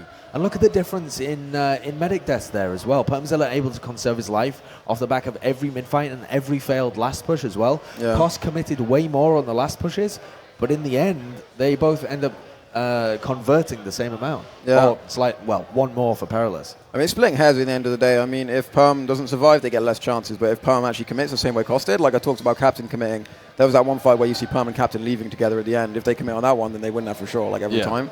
So it's kind of like splitting hairs at the end of the day, you know. It's percentage play. Look at the heals on Ast as well. I believe that'll be because they were trying to build so furiously for a lot of the game. But at the same time, that's still a lot of heals to be giving your pocket scout. That's a fair few heals, I'm not going to lie. Certainly is. So these are the stats for the regulation time as well, if you want to cast your eyes over that. But we have got an intense series coming up, and we've stopped the teams from fleeing the scene of the crime as well. So we're going to be going fairly swiftly into Reckoner, I believe, which is going to be our second map. And it was Perilous to take the map that nameLess, you know, I want to say picked in inverted commas, because it's not like there was an option of whether to play it or not, but it was the order of which they played it. Yeah. You said there was a question mark over whether or not Snakewater was the correct pick for them. Yeah. I mean, interestingly, look at that conversion rate as well, just to throw it back to that. It's very, very low, but it's actually higher as well for nameLess, despite the fact that they won the same amount of rounds. Rounds is the word that I was looking for there. Yeah, is this a conversion rate just for like regulation time? Yes, conversion rate just for regulation time, which means that they set themselves up in that situation less often, but were able to convert on it slightly more. Yeah. Yeah, I mean, the last pushes this game, they were just awful. horrific. I mean, you can throw as many stats as you want, but they were just bad as well. Proper horrendous, like last pushes. Oh, LAN, actually, I'm not going to lie. The last pushes in his LAN in general, I don't know if everyone just got really good at holding suddenly and I'm missing something, but it just seems like everyone's bottling it on the last pushes, and that's really what so many of these maps are coming down to. Yeah. So many of these map results could be so different. I mean, this one, like I say, this result could be different one way or the other. Perilous could have stomped them, or nameLess could have stomped. Like, they could have gone either way if just one of these teams stepped up the last pushes. It's been the story of so many different games so far this LAN. And Reckoner, not sure if nameLess can be very good at pushing that last. Well, nameLess, classically in their game against Lego, not very good at pushing the last would be an understatement. But it is a difficult last point to push.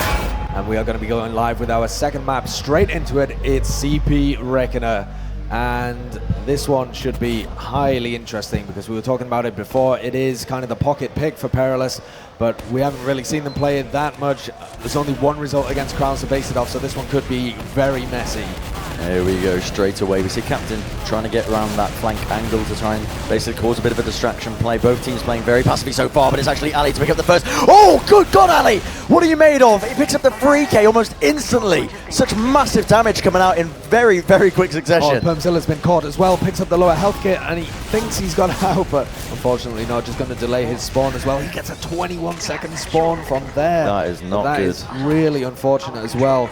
So Perilous got a great opportunity here to push last, but this is where we're going to see whether they're able to. Ale bombs forward so fast, picks up Africa, but he's going to trade his life for it. That's super unfortunate for him.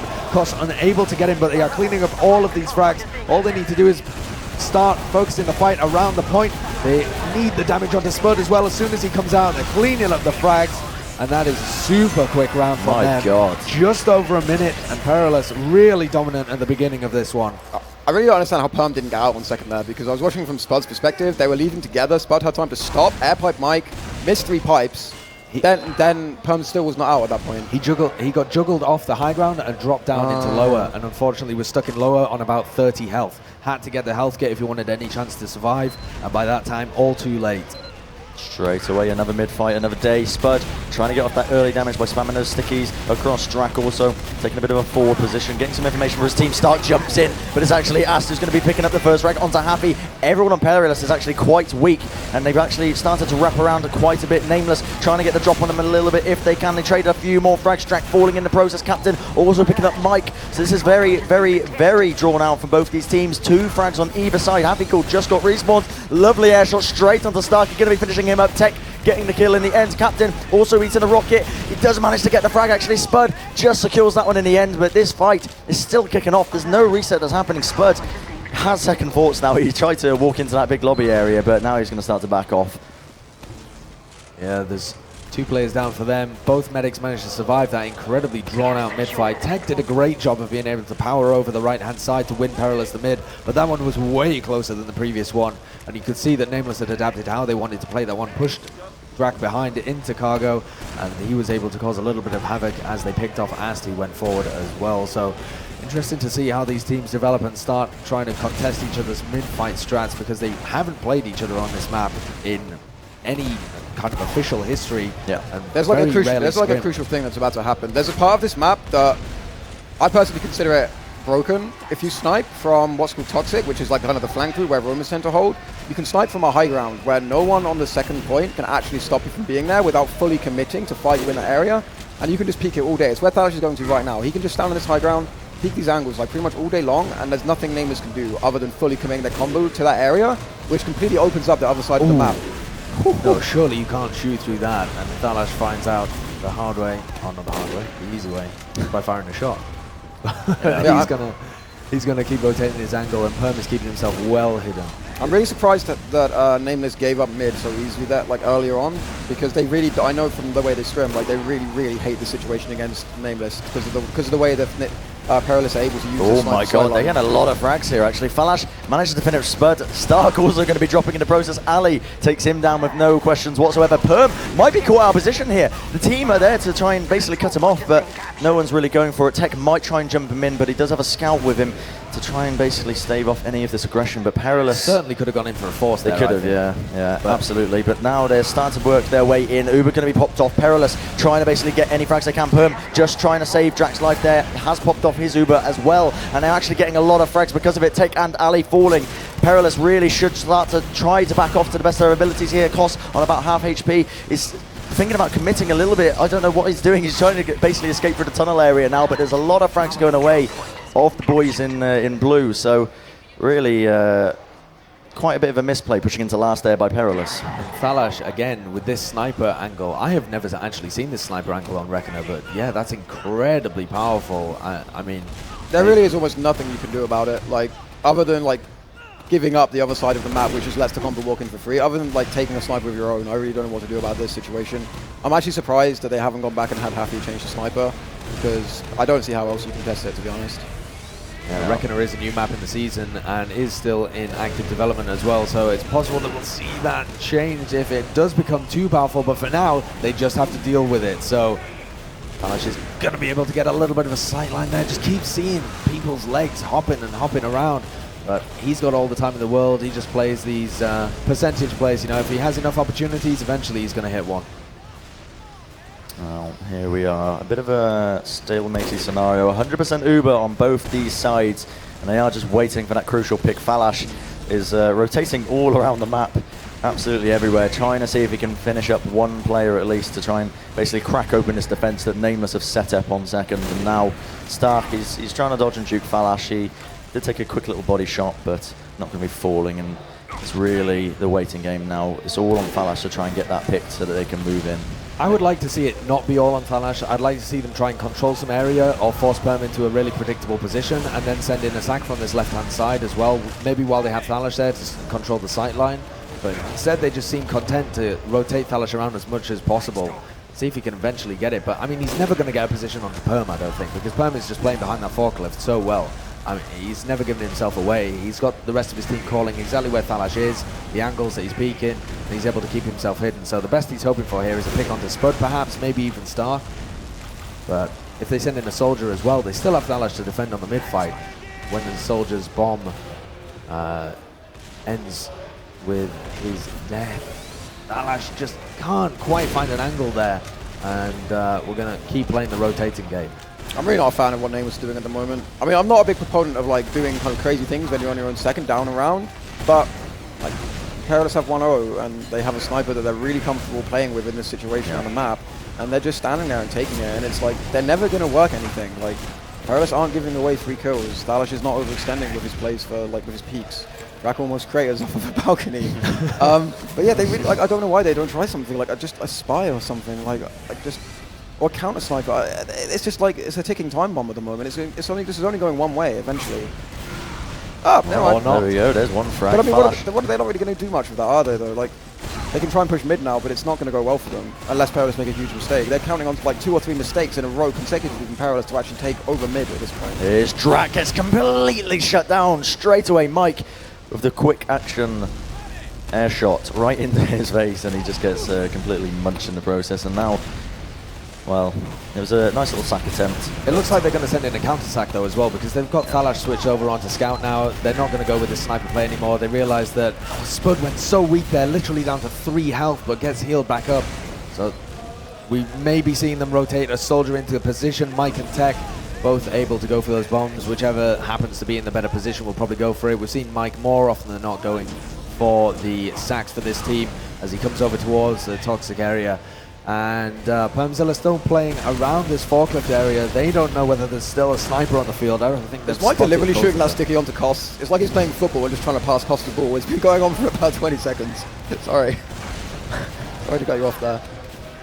Well, you know, once again, really just waiting for the opportunity to play off. And I mean, Perilous in this position, they have no.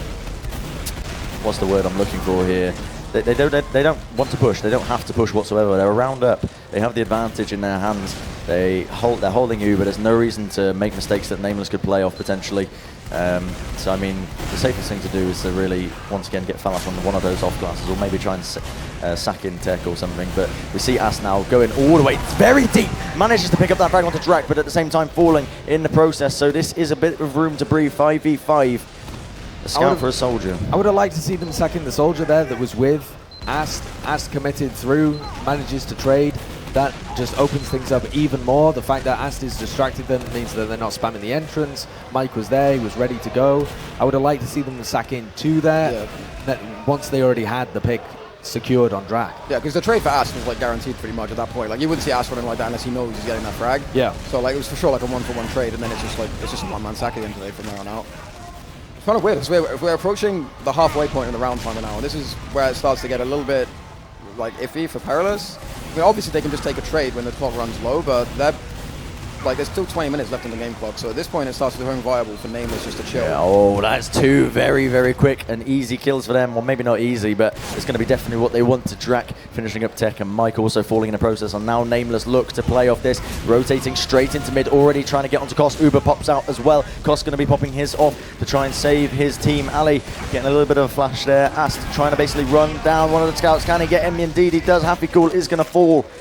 And really, that was a great opportunity for nameLess, but it kind of failed in well, I guess that you could say that completely failed. Ali gets a pick on the Spud though, and that is absolutely massive because now there's no stickies to stop them, no spam as well, so they're going to look to try and push this one through. They don't really have the health at the moment, just exchanging spam as well. Probably going to drop back as soon as they can to pick up some arrows. Oh my goodness, this damage! Good God, Tech just finishing off Drak with an air shot there.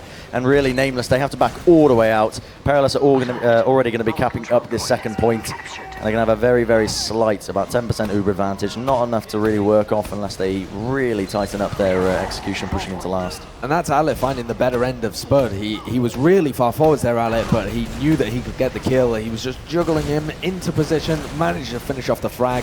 And with the demo down, they found it very difficult to hold. So Perilous now on the last point, ready to push. But with equal Ubers, we're once again going to see the teams having to feel each other out and see whether they can get an engagement. Yeah, once again, there's really no pressure whatsoever for Perilous to make any plays whatsoever. Mikey, good old Mike, did try to make a little skip jump into the left-hand side, but ended up just going straight into the wall, so didn't get anywhere with that. Sentry gun is being built as well. There's a level 3 now, right in the corner. Very common sentry spot. Here comes Mike now. He just heard the sentry, so he's just going to back very, very quickly out. Oh my goodness, Drac goes for the attempt onto Perm and actually manages to pick, onto Koss, I should say, and almost managed to pick him up, getting off 2 fat rockets. And there we go. Captain actually picked up Mike as well. They're trying to basically avoid this sight line, and they're going to be moving in with the Uber now being popped off by both these teams. Can they make anything happen? That is the question. Trying to basically hunt for these frags. Stark's going to be jumping in as well. Going to be getting splashed in the process. Ali, so weak. Spud going to be the one to finish him up. Stark also dropping, cratering in the end behind enemy lines, and Perilous, they need to back all the way out here, otherwise they're going to be risking a far more than just losing second.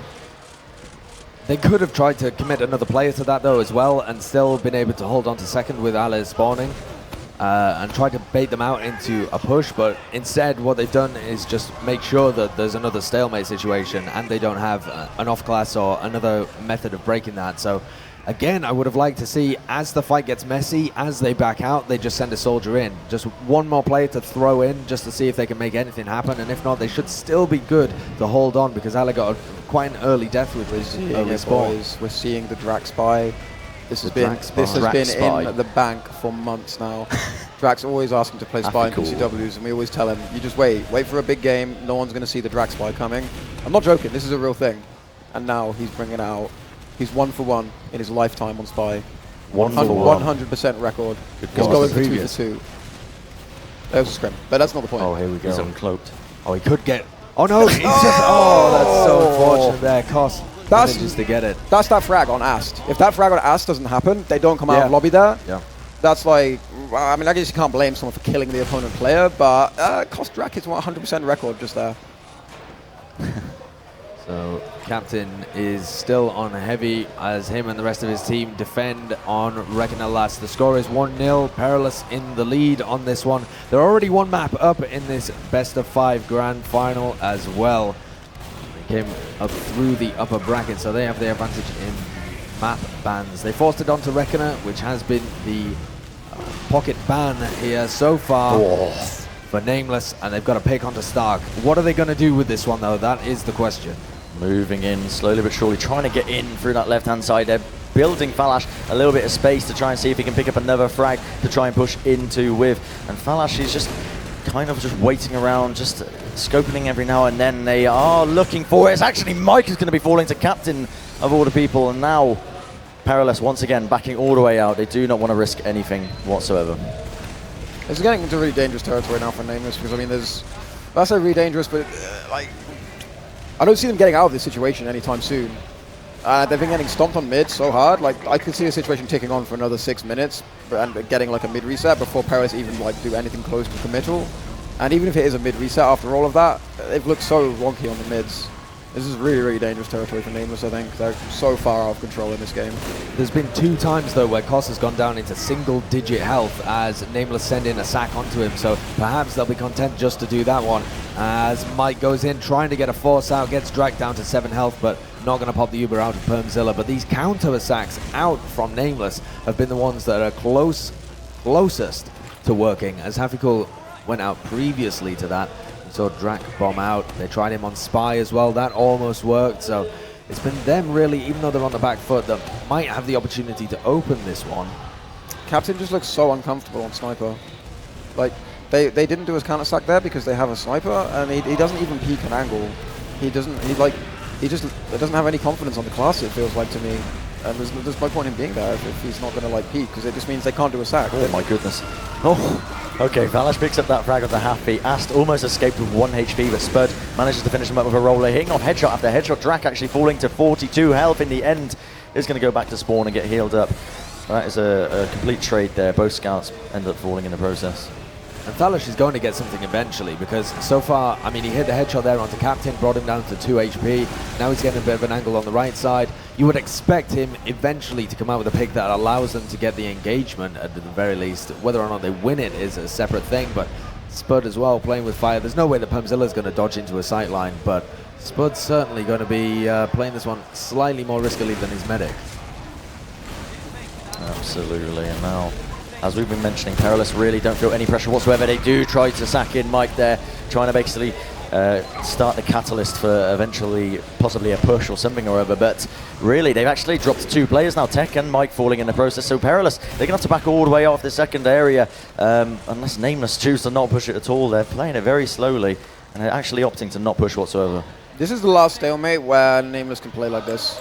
Like, by that I mean, as soon as one more point is traded, let's say for example nameLess retakes second, and round timer resets, at that point they can no longer play like this anymore, and they have to just do something like decisive, lose the round, go down 2-0, and then have like a refresh situation. Yeah, definitely, because if they waste another 10 minutes, then that's terrible. But this time Mike has gone on to spy. If he uncloaks here though, surely someone is going to be able to see him. Yes, they did. They're aware of that kind of thing now, and that's about the only spy that they've managed to kill without them trading 1 for 1, but at a crucial situation in the second map of this grand final that would have otherwise set Perilous up to potentially take the map. I mean, at this point, if they go 2-0 down and there's 12 minutes remaining, they didn't look strong in the mid-fights. It's been slow. Apart from that, it's looking dire for them if they lose this round and don't switch something up on the mids and try and win it.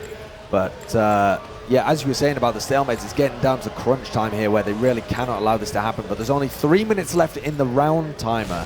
So as they start getting more and more aggressive, Captain once again down to 2 HP on the back of the headshot. Thalash hits another one onto Drak there, I believe. Stark has fallen, but he's traded for Tech. Oh my goodness, Thalash is in. He's got an opportunity. Oh, he can't make it happen. But that kind of thing, just a super ballsy play on the right-hand side, could work for them eventually. Is nameLess going to use this opportunity to push out now that they have 2 picks? I don't think they should at this point. There's 2 minutes 41 left. They should just get some guy, get like someone building get Captain off sniper for a start, and get him building a gun or something like this, because they can just buckle down here now. 2.5 minutes. Like, Perilous will screw around for another minute and then do 1 commit push, and that's going to be it. Reset on mid. Yeah. Thalash is even on sniper as well, so if he doesn't die, they're going to have to do this commit push without a scout potentially. So I think the best option for nameLess now is just like, just knuckling down and waiting out the next 2 minutes if they can. Sniper v Sniper, as Happy Cool has taken it up this time, so rather than Captain, they get the pick onto Asto, who's playing on the other side. Good God, Mike picks up a 2K in the end. How does that happen? Just basically getting away with murder there, but nameLess still looking to push this now. They've already got these frags. 3 down on the side of Perilous. They're still looking to play this if they can. Spud eating a bit of damage from Ali there. Stark trying to get the wraparound if he can. Just misses the air shot. Not really connecting the damage onto Ali. Ali still serves away very, very beautifully there. And Captain is going to fall as well to Mike. Thalash is running heavy now as well, so he's moving up. He's spotted Stark, he's calling him out, and he gets absolutely destroyed by Mike. I think that was an air shot that just absolutely clipped him out of the air. And now they have 2 picks. Yeah, Ali's just spawns. He's not going to be there, and the one silver line for the situation for nameLess is that they at least know Thalash isn't heavy. They're not going to get surprised by his rotation. Well, here we are. Uber popped in straight away. Perm also going to be popping him off just basically a few milliseconds afterwards. Thalash just basically hiding around the corner with the heavy minigun, trying to basically see if he can make any plays, but he's taking so much damage. He's on 73 health right now. And Perilous might choose to back off from this. They're just holding around the lobby area. They didn't get any frags. They didn't get what they wanted.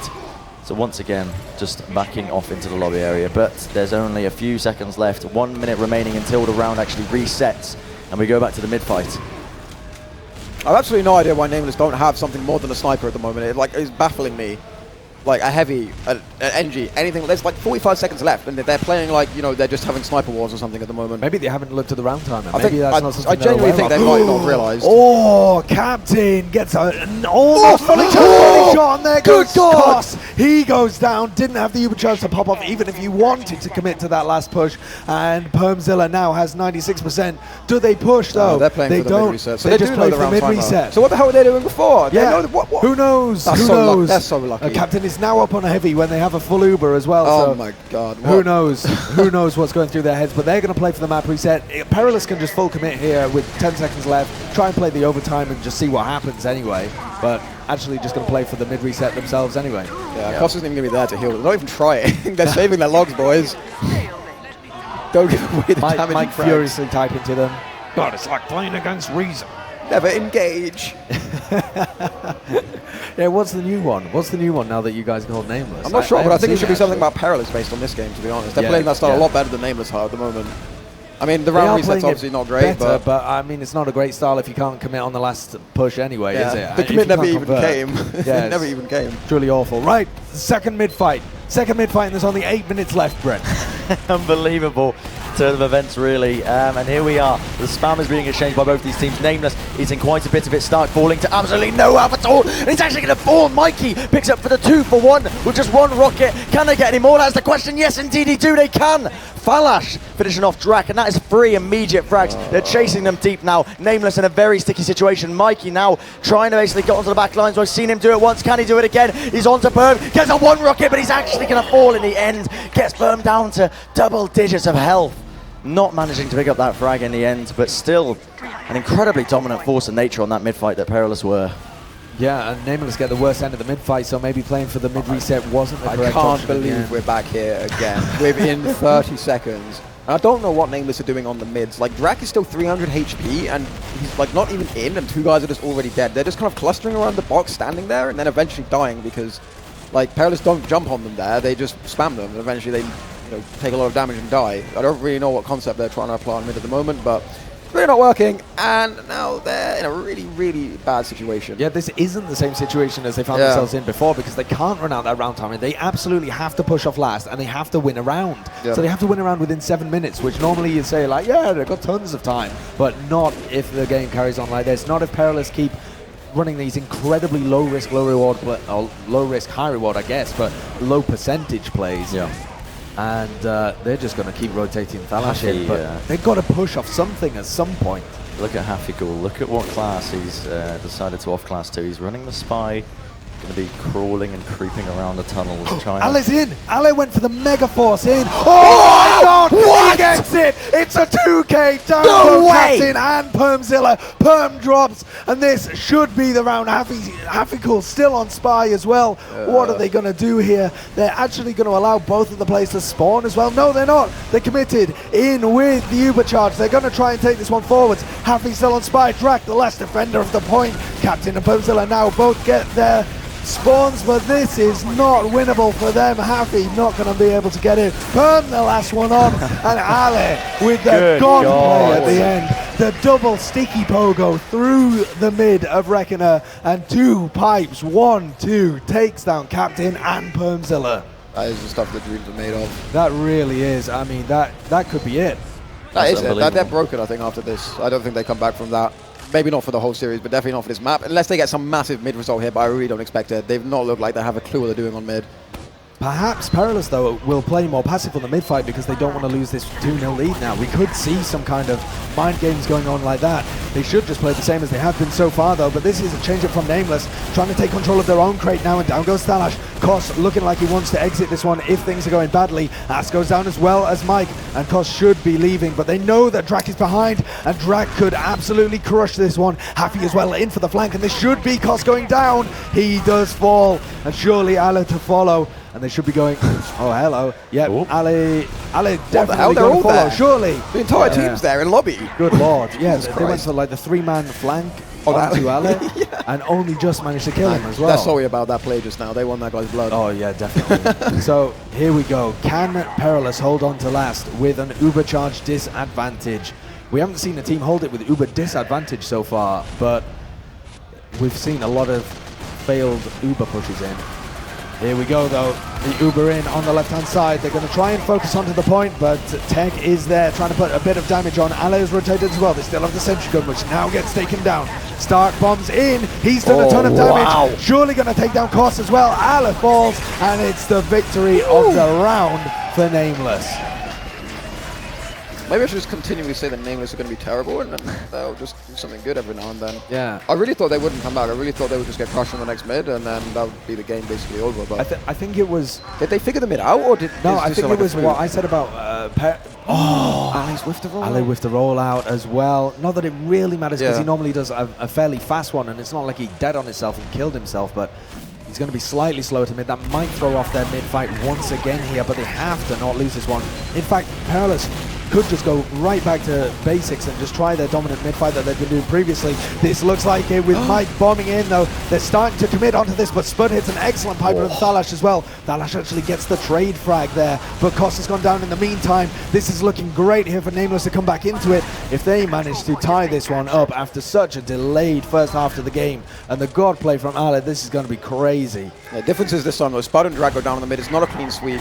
They're not going to get second for a while. They should get second for free, but there's going to be enough time for Thalash to build a level 3. He only got like level 1.5, maybe in the process of leveling up to 2, as nameLess entered before, and the gun's going to make a huge difference on this last, because there's so many different places you can put them, and so many blind spots. It's almost like you have to use half the Uber to even find the bloody thing. You can't, like, let alone killing it. Like, it's really, really tricky, but I'm not sure what level it actually is. Koss is only on 30% as well, so there's no chance that that's going to be up, even if the fight is incredibly long. 40% now and ticking upwards, but the same situation applies. They need to try and get onto this sentry gun, which is level 2 and hiding in the bamboo. Straight away, yeah. Uber's popping in. Stark taking initiative, jumping all the way forward. Sentry gun is going down. There's still Stickies on the point. And now here's the time that nameLess might start to play it. Starkey jumps forward, trying to basically create some damage for his team. Absolutely crunching Ast in the process. Make it another one, actually, as they manage to pick up a lot of players. Thalash, captain on the 5k. Ali with the beautiful Stickies that has managed to pick up Happy Call as well. And this is looking very good for Perilous. Or is it actually? Starkey just running onto the point. It's all on tech. He's not going to be able to do it. Oh, and when they were all set up there on the left-hand side, they waited for nameLess to engage onto them instead of collapsing themselves once the Uber had faded, and then it all goes to pot at the end. This is unbelievable. The score is 2-2, and how much time is left? There's only 2 minutes. Good goodness. And he's whiffed it again! Oh, that's so unfortunate. Like, it really doesn't matter for the mid, but it just shows you like what's going on here. Like, the mindset is completely gone for Perilous at the moment. As soon as they got in the lead, as soon as they got that comfortable lead of 2-0 with the pace of the game, they just couldn't hold on to it. Panzilla taking so much damage, over 100 damage right early on in the mid-fight, not able to deliver heals to the rest of his team, but Aston and Ale both fall, and now Mike has been left hung out to dry, and Koss is going to try and escape with this one, make sure that he stays alive, even if nobody else does. They need to make sure that Koss gets out alive here. He is running his little wee legs away, trying to get back to that last point if he possibly can. He does have 75% Uber, so he is going to have it by the time they get to last. Tech also following shortly behind him as well. But nameLess now, 1 minute 30 seconds left. Written in the stars, man. They have the second point. That Lego game where they couldn't push last in an even situation for the entire game, and now second map of a LAN Grand Final comes down to them with 1 minute and 20 seconds to push that last even situations. They do this, man. It's all been written. If they manage to pull this off with even Ubers in a minute, they'll deserve it as well, because both teams have been struggling with that situation. Oh, that's a really, really good decision, actually. I can't think of a better way of doing it. In the situation where you only have that little time, and Captain's a sick heavy as well. Like, this is kind of what I mean with him sniping, and he's really, really good on heavy. They should use this a lot more. And here they go. Yeah, Uber's going to be coming out by both these teams. Actually, nameLess coming out worse for wear. Thalash actually going to be hitting up that shot into Hafikal's cranium in the end, bringing him straight down to earth. And now, nameLess, they do not want to push this whatsoever. They're pushing with a heavy, actually. I think they're waiting for Hafi. Are they, or they're slow pushing?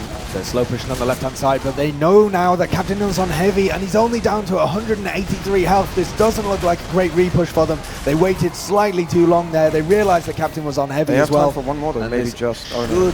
This should be it for them. It's going to take too long for their spawners to get there. Only 20 seconds left, and it looks like we're going to a golden cap unless something ridiculous happens. But as the time ticks down, you can count it down with me if you like in the chat. But this is going to go to a golden cap surely here. But what a save from nameLess. I mean, that one was just crazy. Spud's going to bomb in, see what he can get done. I mean, they had to go for the Hail Mary play there with just the time ticking down. But it is going to go to a golden cap.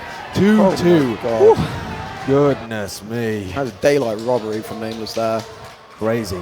I mean, like, I've never been so interested to see like this, like, you know, these stats about the caps and all this stuff. Yeah. Like, how long were they on last for on nameLess? Like, I don't know if that's a stat that we have, but I swear they spent like the majority of the map. Yeah. Well, 20 plus minutes. They spent about 10 minutes holding their own second with Thalash on sniper and rotations like that, and then they spent the full 10 minutes on last, plus whatever other last holds they had. Yeah. So I mean, they spent by far the majority of the map holding defensively with no clue of how to get out of the situation. And then once they were up 2-0, the mid reset, and suddenly Perilous just lose all control of the mid fight. It was just like the utter opposite of what they were previously able to achieve. Yeah. And just nameLess digging deep for that comeback. I honestly can't believe that they came back from that. I mean, Reckoner is supposed to be one of Perilous' strongest maps, if you go by their previous results and things. So the fact that nameLess actually struggled against Lego as well beforehand is just makes it all the more impressive that they managed to bring it back, especially after such a crushing blow from Ali. But here we go. Yeah, This indeed is we the do. golden cap, Bren. Straight away, the midpoint, the game is about to begin now as the game has started. The golden cap mid is about to begin as they are exchanging the spam, as I have once already said. Falash taking a little bit of damage on that crate area. Big jump forward by Tech. Can he make anything happen? Drak very far forward into the air. He's going to end up cratering in the end, but still a lot of people weak on the side of Perilous. Can they get these frags? Mike on absolutely no help at all, and Spud is the one to pick up the one frag on them. Starkey with the other one, and this looks like Perilous. Oh, and Koss has gone out through Toxic with nobody else with him as well, so he's got nobody to defend him backing out over this point. He needs help from Thalash and Ale. No, Ale manages to juggle up half. He goes, and he finishes him off. Ale with the clutch juggle there, otherwise Happy's got the frag, surely, and then Koss with a great defensive arrow to allow him to escape with Uber. I mean, heart is in my mouth there for Perilous. They were looking like they tried something different on the mid-fight. Look at Stark! Oh my goodness, how he just wrapped himself around. Managed to pick up the force onto Koss as well, so that's going to be absolutely critical. Now Perilous cannot hold this second point whatsoever. They have the Uber advantage. nameLess are going to look to push off it once they get Stark back up. They're going to wait for the spawns, wait for the buffs, and then it'll be their time to shine. We haven't seen a situation the entire game. nameLess, the only time they've had mid, they just roll through second. We've never seen them push second the entire match so far. I'm not even sure how they do it. They're taking their time, and Mike is hiding around this low ground. They know that they have the Uber ad, but they're allowing Koss a ton of time to build this one up. Really taking far too long about this. So long.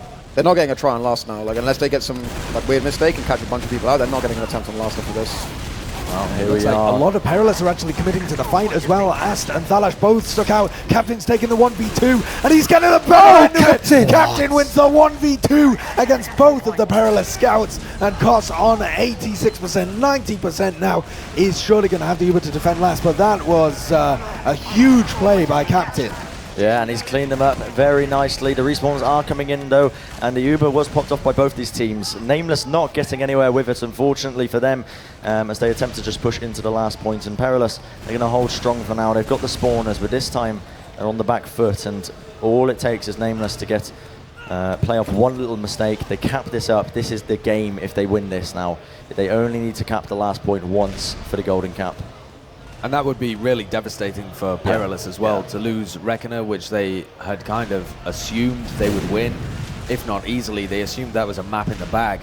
And if it gets stolen away by nameLess, that is really hurting them in the long run in this grand final, I think. I'm just trying to think what approach nameLess will take to try and take this last, because I mean, we talked about the Lego game before, where obviously they never even managed to do it, and so far this game they only had one try. They did a quick heavy push with the rotation, because they were hindered by the time, but I mean, they don't really have that much utility in their team now. Like Captain and Happy, they're okay, but they're not really renowned for any of their off-classing plays. And in this situation, with all the pressure on, I don't actually know what they do from here. They do have all the time in the world to discuss it. I mean, they do have a long time, but Thalash here is on spy.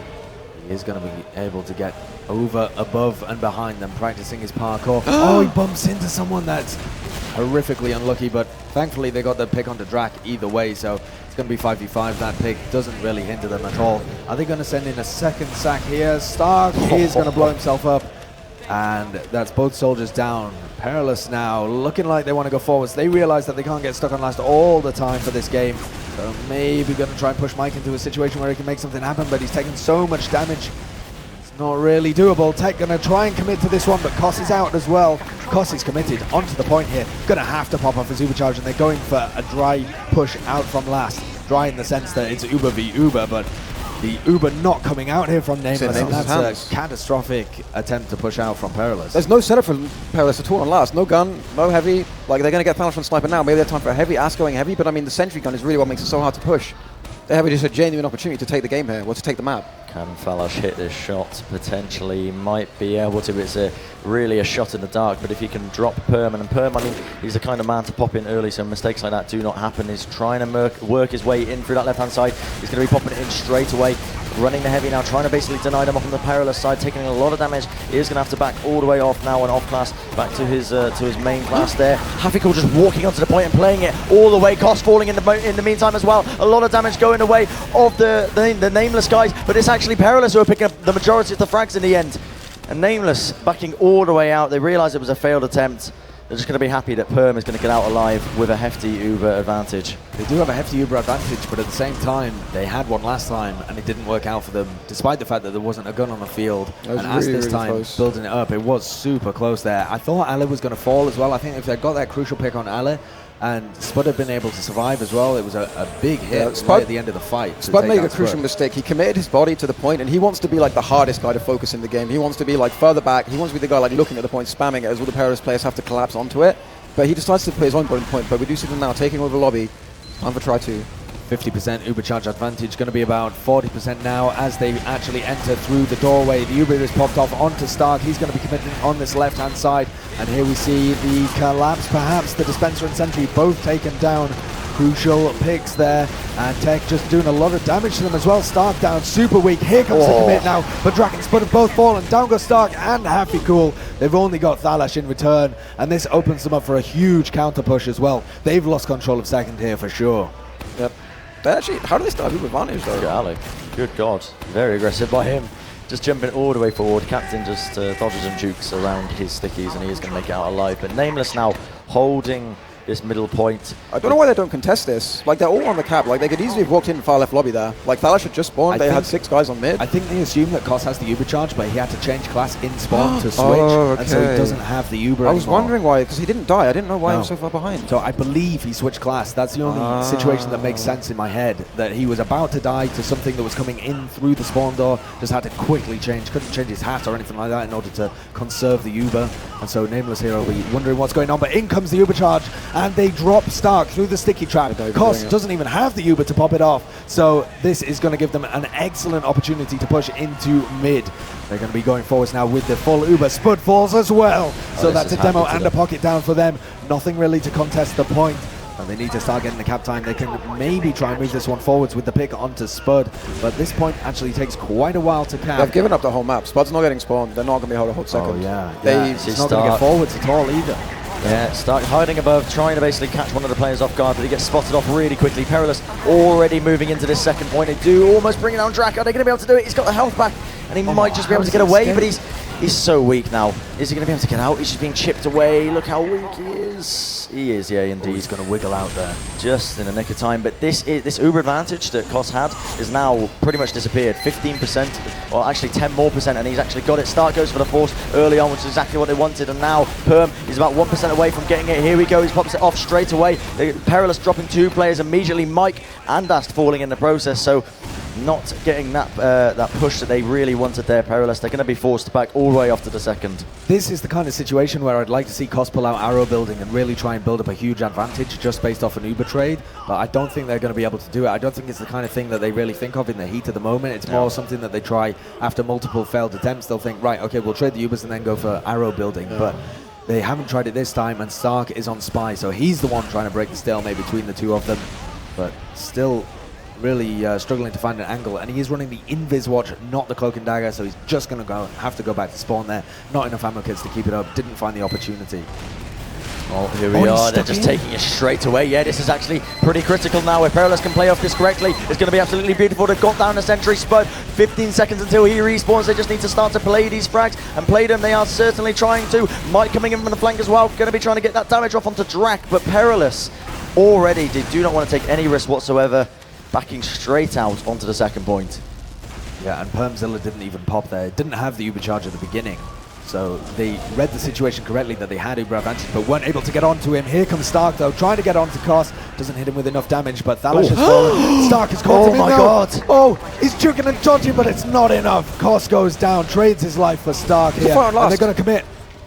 Oh, that kept the point. Might be struck on last, but that was so close. Oh yeah. Mike is he's still hanging around on last. Then after that is going to get picked up here, and the rest of the Perilous are still on the mid, so they're going to regroup with Kos as he gets the forward spawn in 5 seconds. They could take a fight on mid here. The fact that the nameless guys have to drop down into that valley in order to get onto the point allows them an easy entry into the point, and means that they're kind of 5v5 as they commit. They're not actually going for the fight. I think that was a missed opportunity. I think they could have taken that one. I think they could have, but it would have been the end of the game if they failed it. Well, at least very easily could have been the end of the game if they failed it. And the way this game's actually swinging, like, it's not like the other rounds we saw in regulation time. These rounds are swinging back and forward, like this round rather is swinging back and forward over and over again. I mean, each team has just defended their own last and then pushed the other team's last. I mean, 3 or 4 times in succession now. Yeah, I think they know that they can't just sit on last the whole time. They are going to be pushed into that situation where eventually the attacking team gets the better end of it, start desperately trying to clear some stickies away so that he can There's a stack on the flank for Perilous. They keep doing this, but actually this was the same situation where Captain 2v1'd them. And Uber's they may get caught out again. Here we are, popped off by both these teams now, trying to get these frags, but it's actually Ast and Stark falling in the end. Ubers are starting to fade now. Can they get any more? That is the question. Harfy, cool, picking up Mike as well. So that's another one for the collection as they are really not looking to play this. I mean, they might try to slow push this now because they've got the heals, they've got the player advantage. They're jumping straight onto them, and Perilous have been completely collapsed onto. Ast is the only one who's respawned. 12 seconds remaining on the respawn to Perilous. And nameLess, they're just happy to push all the way into this last. Saving his KD. It's all on one man now. Can they do it? Mike, he's trying to defend this point. It's a nice collapse. They're getting off the damage, but it's not going to be enough. And nameLess, they take it. They take the map away from them. It was Perilous's pick, and nameLess end up winning it. What an unreal golden cap there for those guys. That is absolutely insane. Kaidus is pretty happy here on the desk as well. I'm just a neutral observer in all of this. Just a neutral observer. Yeah, my fun. But the nameless guy's certainly happy about that one as well. Able to pick it up in the golden cap. I mean, that was such an intense game, despite being, I mean... That's only 2 maps, man. That was, yeah, that's crazy. Oh my God, I can't believe we're only 2 maps into this. We're literally a 1-1. We can have 3 more of these. Oh my goodness, and they've both gone to golden cap. I mean, could the schedule get any more? What time is it? As far as past my bedtime or something, man. Who knows? Who knows? But we are going to be playing this one out. So the teams will be taking an incredibly short break here and then getting back into the next map, which is Process. That's going to be an interesting one. That's going to be really defining of the series, I think. I think the winner of Process is taking the series. Possibly, because they then win it on Product, or at least have the advantage to take into Product, which could be, again, an incredibly close fixture. So. Yeah, like you say, I feel like Perilous are probably going to win Product in the end. And I feel like if it gets to Granary, I said before, if it gets to Granary, I believe in nameLess for that one. But Process, not entirely sure. The pivotal point, it really could be. Process. It really could be. Wow, well, we've seen some intense stuff so far. So both of these teams just going to take an incredibly short breather and then get back into it. But we're going to be bringing you more of the game. I think we're going to take a look at the logs as well of... did we already take a look at the logs of the regulation time? I can't even remember. Honestly, it feels like last land. Is this Dreamhack Winter? Yeah, it was a crazy amount of time ago. We do have the logs of the regulation time here. So, 302 damage per minute coming out from Spud. Ale doing pretty well as well, although not getting as much damage per minute out.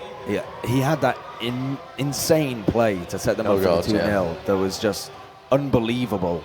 But they managed to throw it away. The 2-0 lead. And then lost the golden cap as well. This is insane stuff. Both medics dying a very low amount of times. Low deaths on almost everybody here from both teams, apart from the Roman soldiers of the teams who were forced to make something happen. But what a fixture. What a game. Absolutely. It's pretty really incredible. It's pretty even across the board when you look at this. The heals as well going into the favour of Spud. Maybe accustomed to the fact that Spud was spamming them a lot when they were holding the last point for the majority of the game. And he was getting the majority of the heals as well. That's kind of the reason why his damage was so high as well. But other than that, I mean, we do see the one drop by Perm. When did he drop to that in the? It was that alley bomb. That was the alley bomb. Play. That was the alley bomb. It was unbelievable. I mean, that's I swear Ali did more damage to himself with that play though, because he was just looked a mess for the entire game after that play. When they took that 2-round lead, he didn't look the same for the rest of the game so far. Yeah, I don't know what it was, but off the back of that incredible play, he was less hyped up, and the team seemed like they wanted to hold on to the 2-0 lead, and that seemed to be what stumbled them. Yeah. Instead of trying to hammer home the mids and really go aggressive again and repeat their performance, the team started getting really shaky after that. Yeah. And that was the turning point, and it's so crazy to see the mind games that are going on at this level in the LAN, and they're mind gaming themselves at that point as well, just getting themselves into really sticky situations. Yeah. Taking a look at the team-specific stats there as well, but then next up is going to be the one that Kaidus wanted to look at, which is the map-specific stats of where it all got broken down in terms of conversion rates, etc., where they were able to frag by zone. So that's a 67% conversion rate there for nameLess, I believe, who were playing in blue. Were nameLess in blue? Yeah, I think so. Yeah, I'm pretty sure they were. Pretty sure they were. 50% conversion rate into last. 50% conversion rate into last from wait, what? From Perilous as well. Really? Oh, I guess because you have to play the cap, don't you? Yeah. And so much of the situations was just tiddling around, not actually getting anywhere near the cap. Yeah. I think it's interesting to note there as well is that Red able to recap their second 0 times out of that. So they only had 3 opportunities from nameLess to be able to push into last. Yeah. Managed to convert on 2 of them, and then the third one was where the map ended.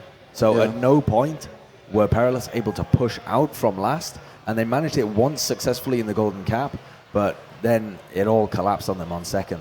Yeah. But that was a very odd game as well. It was really strange stuff. I wonder if that's what we're going to see from Reckoner in the future. Well, I don't know, man. I'm not sure if I want to see that. I mean, we can see the last, like, I don't know, the golden cap and the last 5 minutes of Reckoner. If we can see that every time, then this is a great map for the future. But those first 20, bit painful. a little bit painful. I think, to be honest, the map's still not like in its final form. It's going to have a few tweaks made to it. Like these sidelines on second maybe need a bit of addressing. Maybe some chokes need slightly widening or just slight adaptations. But as a map as a whole, it's pretty, pretty good. Not going to lie. Leading net frags. Nobody. Nobody. That is so strange. I don't think I've ever seen that before. There's nobody in the lead. Nobody's got any bizarre. There were net no frags. frags. Yeah. There may have been. Well, what does it say? 2 frags for blue. I don't even know. I don't know how we've got that stat. What does that even mean? Who knows? What does life mean? And at this point, what is TF2, Bren? What is TF2? what is TF2? That's a question I ask myself on a regular basis. I still haven't found the answer. Hopefully, I'm hoping to find out at the end of this LAN, but yeah. Right, well, those are the logs. The next one up is Ubers as well, but the Ubers for both teams, apart from the golden cap, where we actually saw people getting Uber advantages and being able to take room from them, the Ubers for both teams were really just defined by who got in a situation and wanted to use them, because it wasn't like people were failing push after push. They were just unable to set up a position where they wanted to go for a push as well. They weren't able to open things up for themselves, and on the rare occasion that they did sack a few players in or something, they immediately backed off. A lot of the time they just held on to the Uber rather than actually using it. So that's a very interesting one. The players have gone for an incredibly short break as well. I believe that the casting panel requires an incredibly short break as well, but we'll be getting the action back to you guys in our third map, which is going to be processed very, very shortly. So stick with us. Ready. This is the third map in the grand final of the TF2 tournament here at Dreamhack. Wow, we're seeing it straight out of the gates. A super aggressive mid-fight from both Drak and Stark. Unfortunately, Drak gets eaten up there, so that didn't quite work out for them. Spud as well has taken a ton of damage. And so the mid-fight goes the way of Perilous. So we didn't quite see what they were going for there, but we did see Stark and Drak flying in with something in mind. Look at Stark now, he's already on the back of Koss. Koss falling to absolutely nowhere whatsoever, having to back all the way out onto the mid now, trying to basically survive to the best of his abilities, and really quite a very fast-paced, quite a dominant game that we've seen so far from basically both sides, quite back and forth as it stands, and Perilous the ones in control of the midpoint. Both teams have Uber ready and waiting, and they're just waiting for that one golden opportunity. One pick could potentially turn it into a round. I think we can see straight off the bat that Perilous really want to take it to nameLess this game, because they still had a guy capping and they pushed that 5v5. They then lost a player, had numbers disadvantage, but wanted to continue the push anyway. It was only when Koss got really weak they decided they had to back out. Oh, look at this now. Tech He looked like he wanted to go for the play, but my God, just gets absolutely destroyed by Stark. Mike also bombing in at the same time, getting absolutely crunched in the end. And that's, even though it was a sack attempt, they didn't get what they really wanted out of that. The most ideal situation, obviously, would be a drop, but they couldn't even get close to Perm. It looks like Tech wants to go for something as well. He's gearing up, maybe to go for a force. He's just getting a final little buff here, and it looks like he's going to go for this one.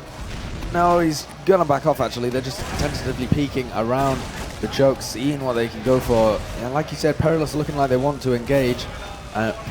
Perhaps the break has made them realize they need to play this one much more actively if they want to create opportunities for themselves against nameLess.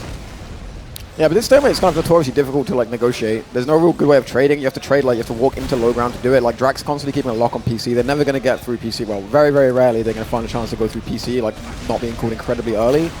Like normally I think they would just probably have Thalash on Sniper by now and try and exploit sewers, but because of the nature of the series so far, Tech's in, Tech's out. Oh my God, look how weak Drac is as well. Mike just basically jumped onto his neck and absolutely crunched him. He picked up that health pack. He was on 2 health in the end. Just manages to get out in the nick of time, and that could have been one pick that Perilous wanted to play off, but unfortunately not picking that one up for them. If he manages to do that again, though, if Mike manages to pressure out Captain or Draco, whoever happens to be holding that PC area, and he's forced to go and get health, then they will be able to re-engage from that angle. He has managed to pick up Captain. Oh, Drac falls as well here. They have just blown a hole open.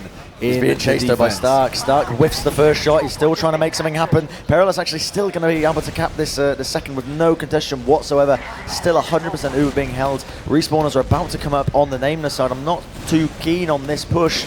I don't think they are either, as they're really looking to back out. Mike has managed to work his way into the last, however. So that is going to be one distraction play. Drac has spotted him. He's going to try and get away with his life. He's whiffed his jump a little bit, one too many 2 times. I think he might just be able to get out. He's picked up the health back, so he is very, very healthy. And yeah, he's back on the second. Happy Cool checking the Spy and Sniper just to make sure that there's no off classes running from Perilous. There are no off classes running from Perilous. Pretty sure none of Perilous died, so there's actually no way there could be unless they literally ran all the way back to last. Yeah. Well, possible, but Mike is going to be the one who's trying to engage, gets down onto the point, now up onto Permzilla, but gets stuck in the little corner area, unable to make anything happen there onto the English medic. So now going to be buffing his team as they go to peek a choke point. Captain again on Sniper here. Oh, Drac went for a lovely little attempt there onto Koss, but got completely shut down. The dynamic duo, Tech, and the rest of his teammates managed to bring him down with no issues whatsoever. And it's, I mean, we've already seen off classes happen once with Drac. Do you expect to see them again? It's possible. I mean, it's something they talked about, like just bringing out like something as a surprise. Like people don't expect certain players to off class, so that when they die and respawn, you don't expect it so much. Yeah, you could see it once or twice, but it's not something he's going to make a particular habit of. Oh my God! Absolutely destroyed Mike's attempt there.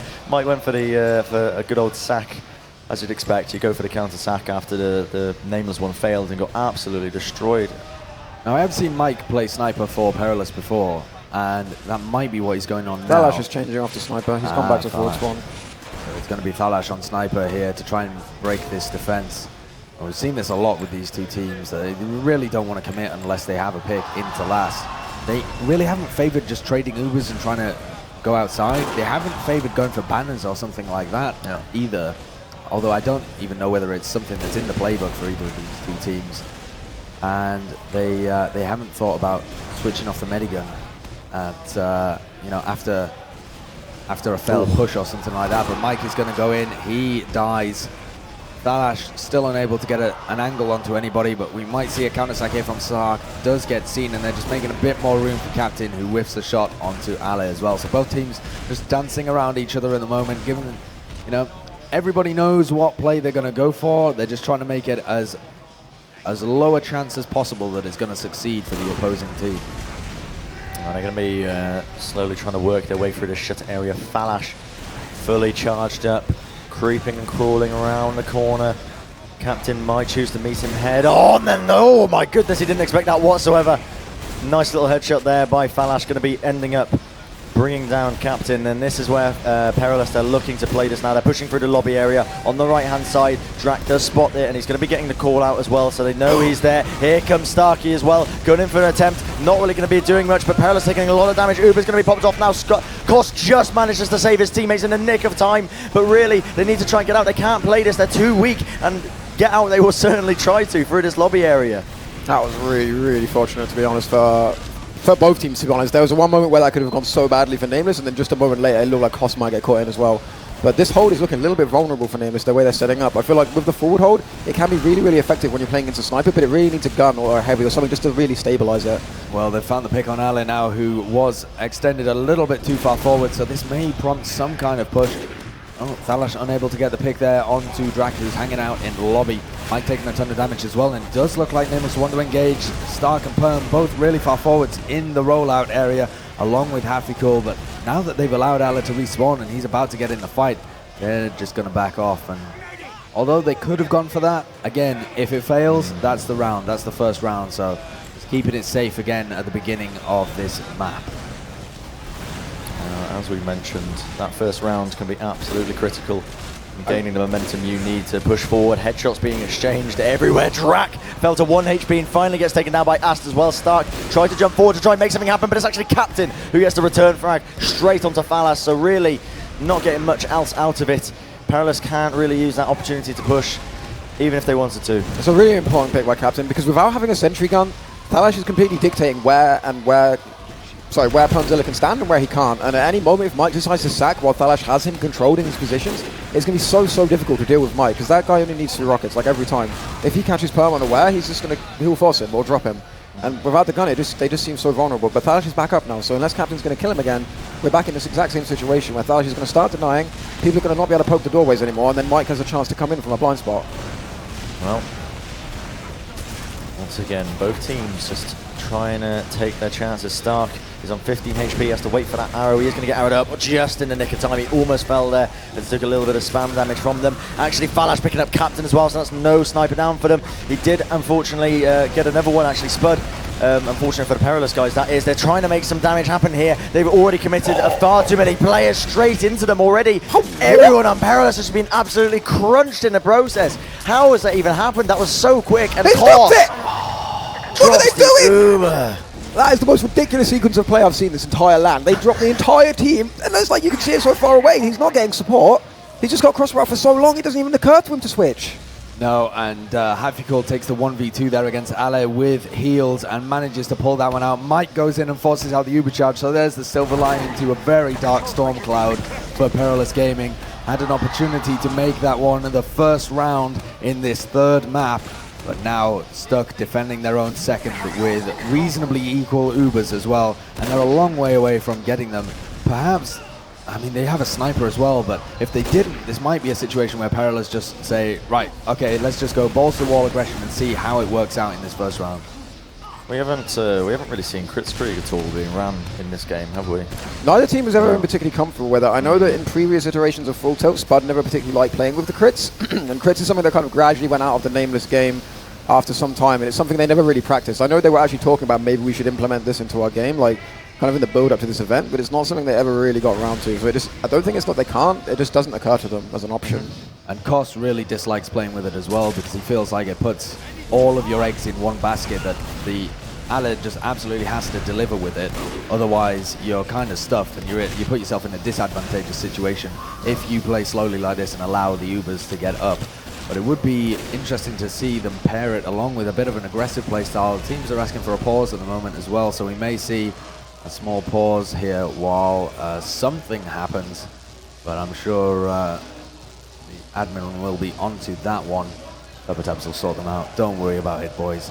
But so far, we've seen 10 minutes of gameplay, and it's just been slowly backwards and forwards. I believe we may have seen one backwards and one forwards. That one moment, though, what the hell happened there? That was one of the most ridiculous things I've ever seen in TF2. Like, I didn't quite catch how suddenly everyone died. Obviously, they tried to like slow push the far left side, but I just suddenly loads of people died and Koss was gone. It was ridiculous, honestly. The whole sequence of events, just when you thought it was going well, out of nowhere, everything just went from 100 to 0 just so quickly, and they dropped about 4 players just almost instantly within like half a second. Yeah, and then just the Koss moment, like he sees Hafikul coming from so far away, and I don't know, like, did he didn't even, like, Hafi shot him like 4 times before he even took the medigun out to try and pop. Yeah, and as things are currently paused at the moment, Now, we won't discuss the current situation that's going on. And Marvel's big head getting in the way of the camera as well, but there he is on the prowl, helping out with the whole admin situation. Not sure what's going on. It seems to be an issue with Hafikool, possibly with some of his gear or the config that he's got. Who knows? The teams really haven't had many technical issues so far. It's been really clean. The PCs have been good as well. I really enjoy the PCs that we're using here, and it has gone live as well. We're back in the game. Yeah, the unpause happening pretty quickly. Both these teams really just holding around this choke area right now. Still, no team has actually capped up around just yet, so we may see a repeat of the first two games. Very, very close, very back and forth. And really, both teams just trying to see if they can make some magic happen. Mike taking a hefty amount of damage, just going to have to back off in that sewer area. Actually, Starkey, the one to try and get the frag onto him, but he's being chased down by his scout partner. Not going to be able to pick up the frag on the side of Perilous, unfortunately for them. nameLess, however, still holding on with this 100% Uber. They really need to contest this choke a bit more. Like, their timing's on the game giving way too much space to Thalash. Like, look how deep he's going. He's not even being spammed at the moment. Oh, here they come. Here we go. Straight away. Look at that force. And they're going to be popping the Uber off onto both of them, actually. But the frags are definitely going the way of the nameLess, I should say. He's already picked up 3 kills. Can they make any more happen? Kost looks like he's going to pay with his life. Is he? He is indeed. Captain going to be the one to drop him down. Ass is on perm. Ass is on perm. Oh, he's choked. Oh, my goodness. He's choking worse than Hafikool. Okay. Goes down to 5 health there, Permzilla. But that play from Perilous, I kind of like the idea of it. Both of the soldiers go in and they get the force. The idea is that Kost then runs forward to try and save at least one of them in the Uber charge, and they get a better trade out of that. But Thalash died in it as well as both of the soldiers. And at that point, I mean, it's gone unless you're planning to back all the way off with Kost and attempt to repush once you get spawned.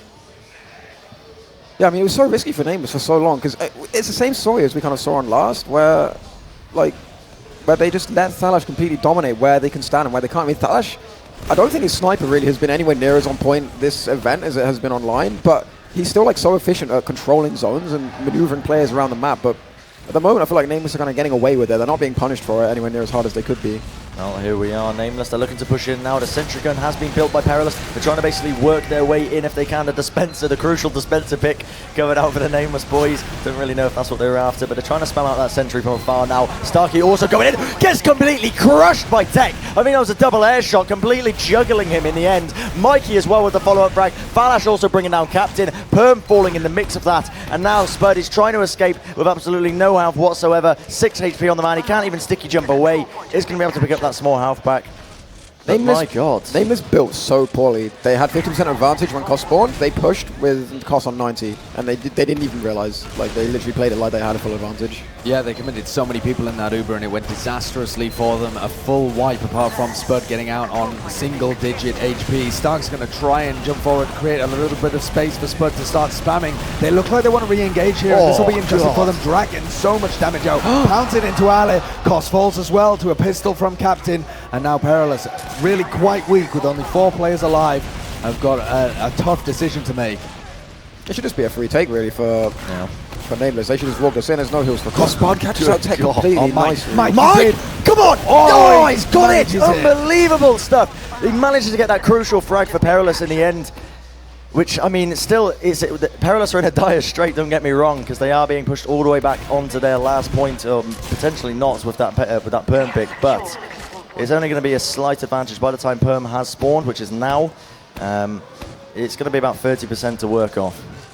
Yeah, it's only 20% at the moment, but certainly if they build it up, they could get it to a point where it was 30%, and certainly enough to push off. Even 20 if they try and pressure forwards right at the beginning of starting to get it, and then they have the Uber to try and jump forward. I mean, process mid, it's very difficult to get value. Where is Stark right now? Is he in the enemy PC? Yeah, I don't think anyone is going to expect this. Like, no one will even vaguely consider that he's there. Thalash has already run past him. He could go for the back cap here and delay this entire push, but Thalash is going to turn around, and now they realize that he's there. So he's not able to get the pick. That was delivered to him on a silver platter, but he couldn't pick it up. Just missed the last rocket.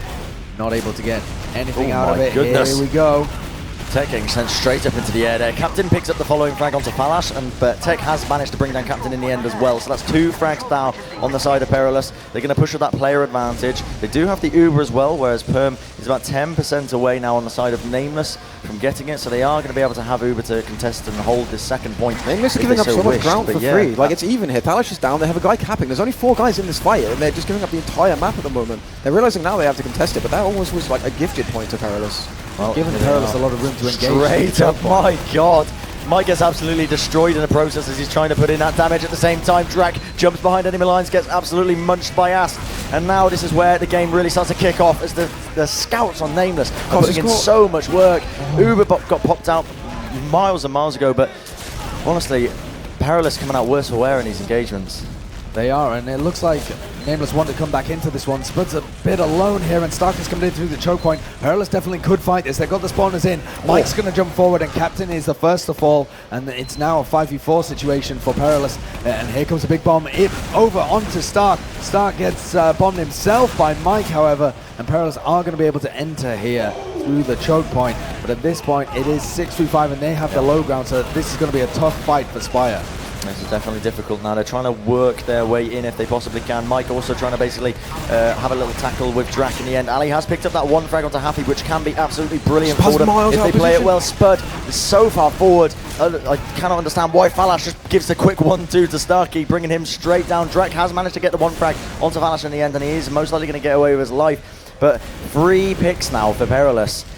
Are they in a position to push off this? Ast and Tech wanted to go forward. I think one of them wanted to go for the 4, so possibly they wanted Cost to come through and try and trade the Ubers while Stark and Spud were both dead. I mean, it would have been an easy entry through the choke point, but then, I mean, you're committed into last when Stark and Spud are just about to spawn, so instead they just reset things, and they're not going to take the ballsy approach and just go hell for leather in. Both teams now running a sniper. It's 0-0 again, and we've been 15 minutes through. We were talking in the break, Kaidus, about how one team has to buckle at some point. Yeah. Like, they can't keep going like this forever. Like, at one point, something's going to happen, and one team's going to snap, and it's going to be like... I feel like... I thought it was losing Reckoner for Perilous. Yeah. But apparently not. It looked like it, because, I mean, they kind of got the first mid, like, nameLess, we didn't really see it in its entirety, but nameLess tried something really in particular on that mid, a very, like, fast, aggressive strat. Didn't quite pan out, so they kind of gifted mid to Perilous, but then ever since then, Perilous have looked really, really shaky, going all the way back to that bizarre moment on last, but I'm always so nervous for nameLess when Falash is, like, sniping in these kind of situations, because, I don't know, Captain's counter-sniping at the moment, but I just feel like he's gifted so much space, and they're going to pay for it sooner or later. Like, no! Oh, really close. Like, he just gets to walk in and take a shot, and if it's not him taking a shot, like, Mike's going to sack in and completely surprise them. Like, they won't see him coming because of how Falash controls them. Yeah, this is difficult, honestly, for both these teams. Falash has taken so many liberties. It's actually Captain is the one to finish him up in the end. 1 frag for them. Can they make it any more? nameLess are looking for the opportunity. Poaching around, peeking around these corners. Drak, it looks like he might want to make a play happen. He's already made his way into that IT area now. And he's... Did anyone spot him there? Oh, he's taking the engagement at the moment. Takes the 1v1 against Mike and destroys him. But surely going to get picked up now by a combination of Tech and Ast. Does go down there, and so, again, reset to the same situation. And Falash going to be attempting to open it up. 12 minutes remaining now. We're slowly ticking down the timer just all the time. Yeah. There are only 12 minutes left. Still 0-0 now. Sentry Gun is going to be built up by nameLess.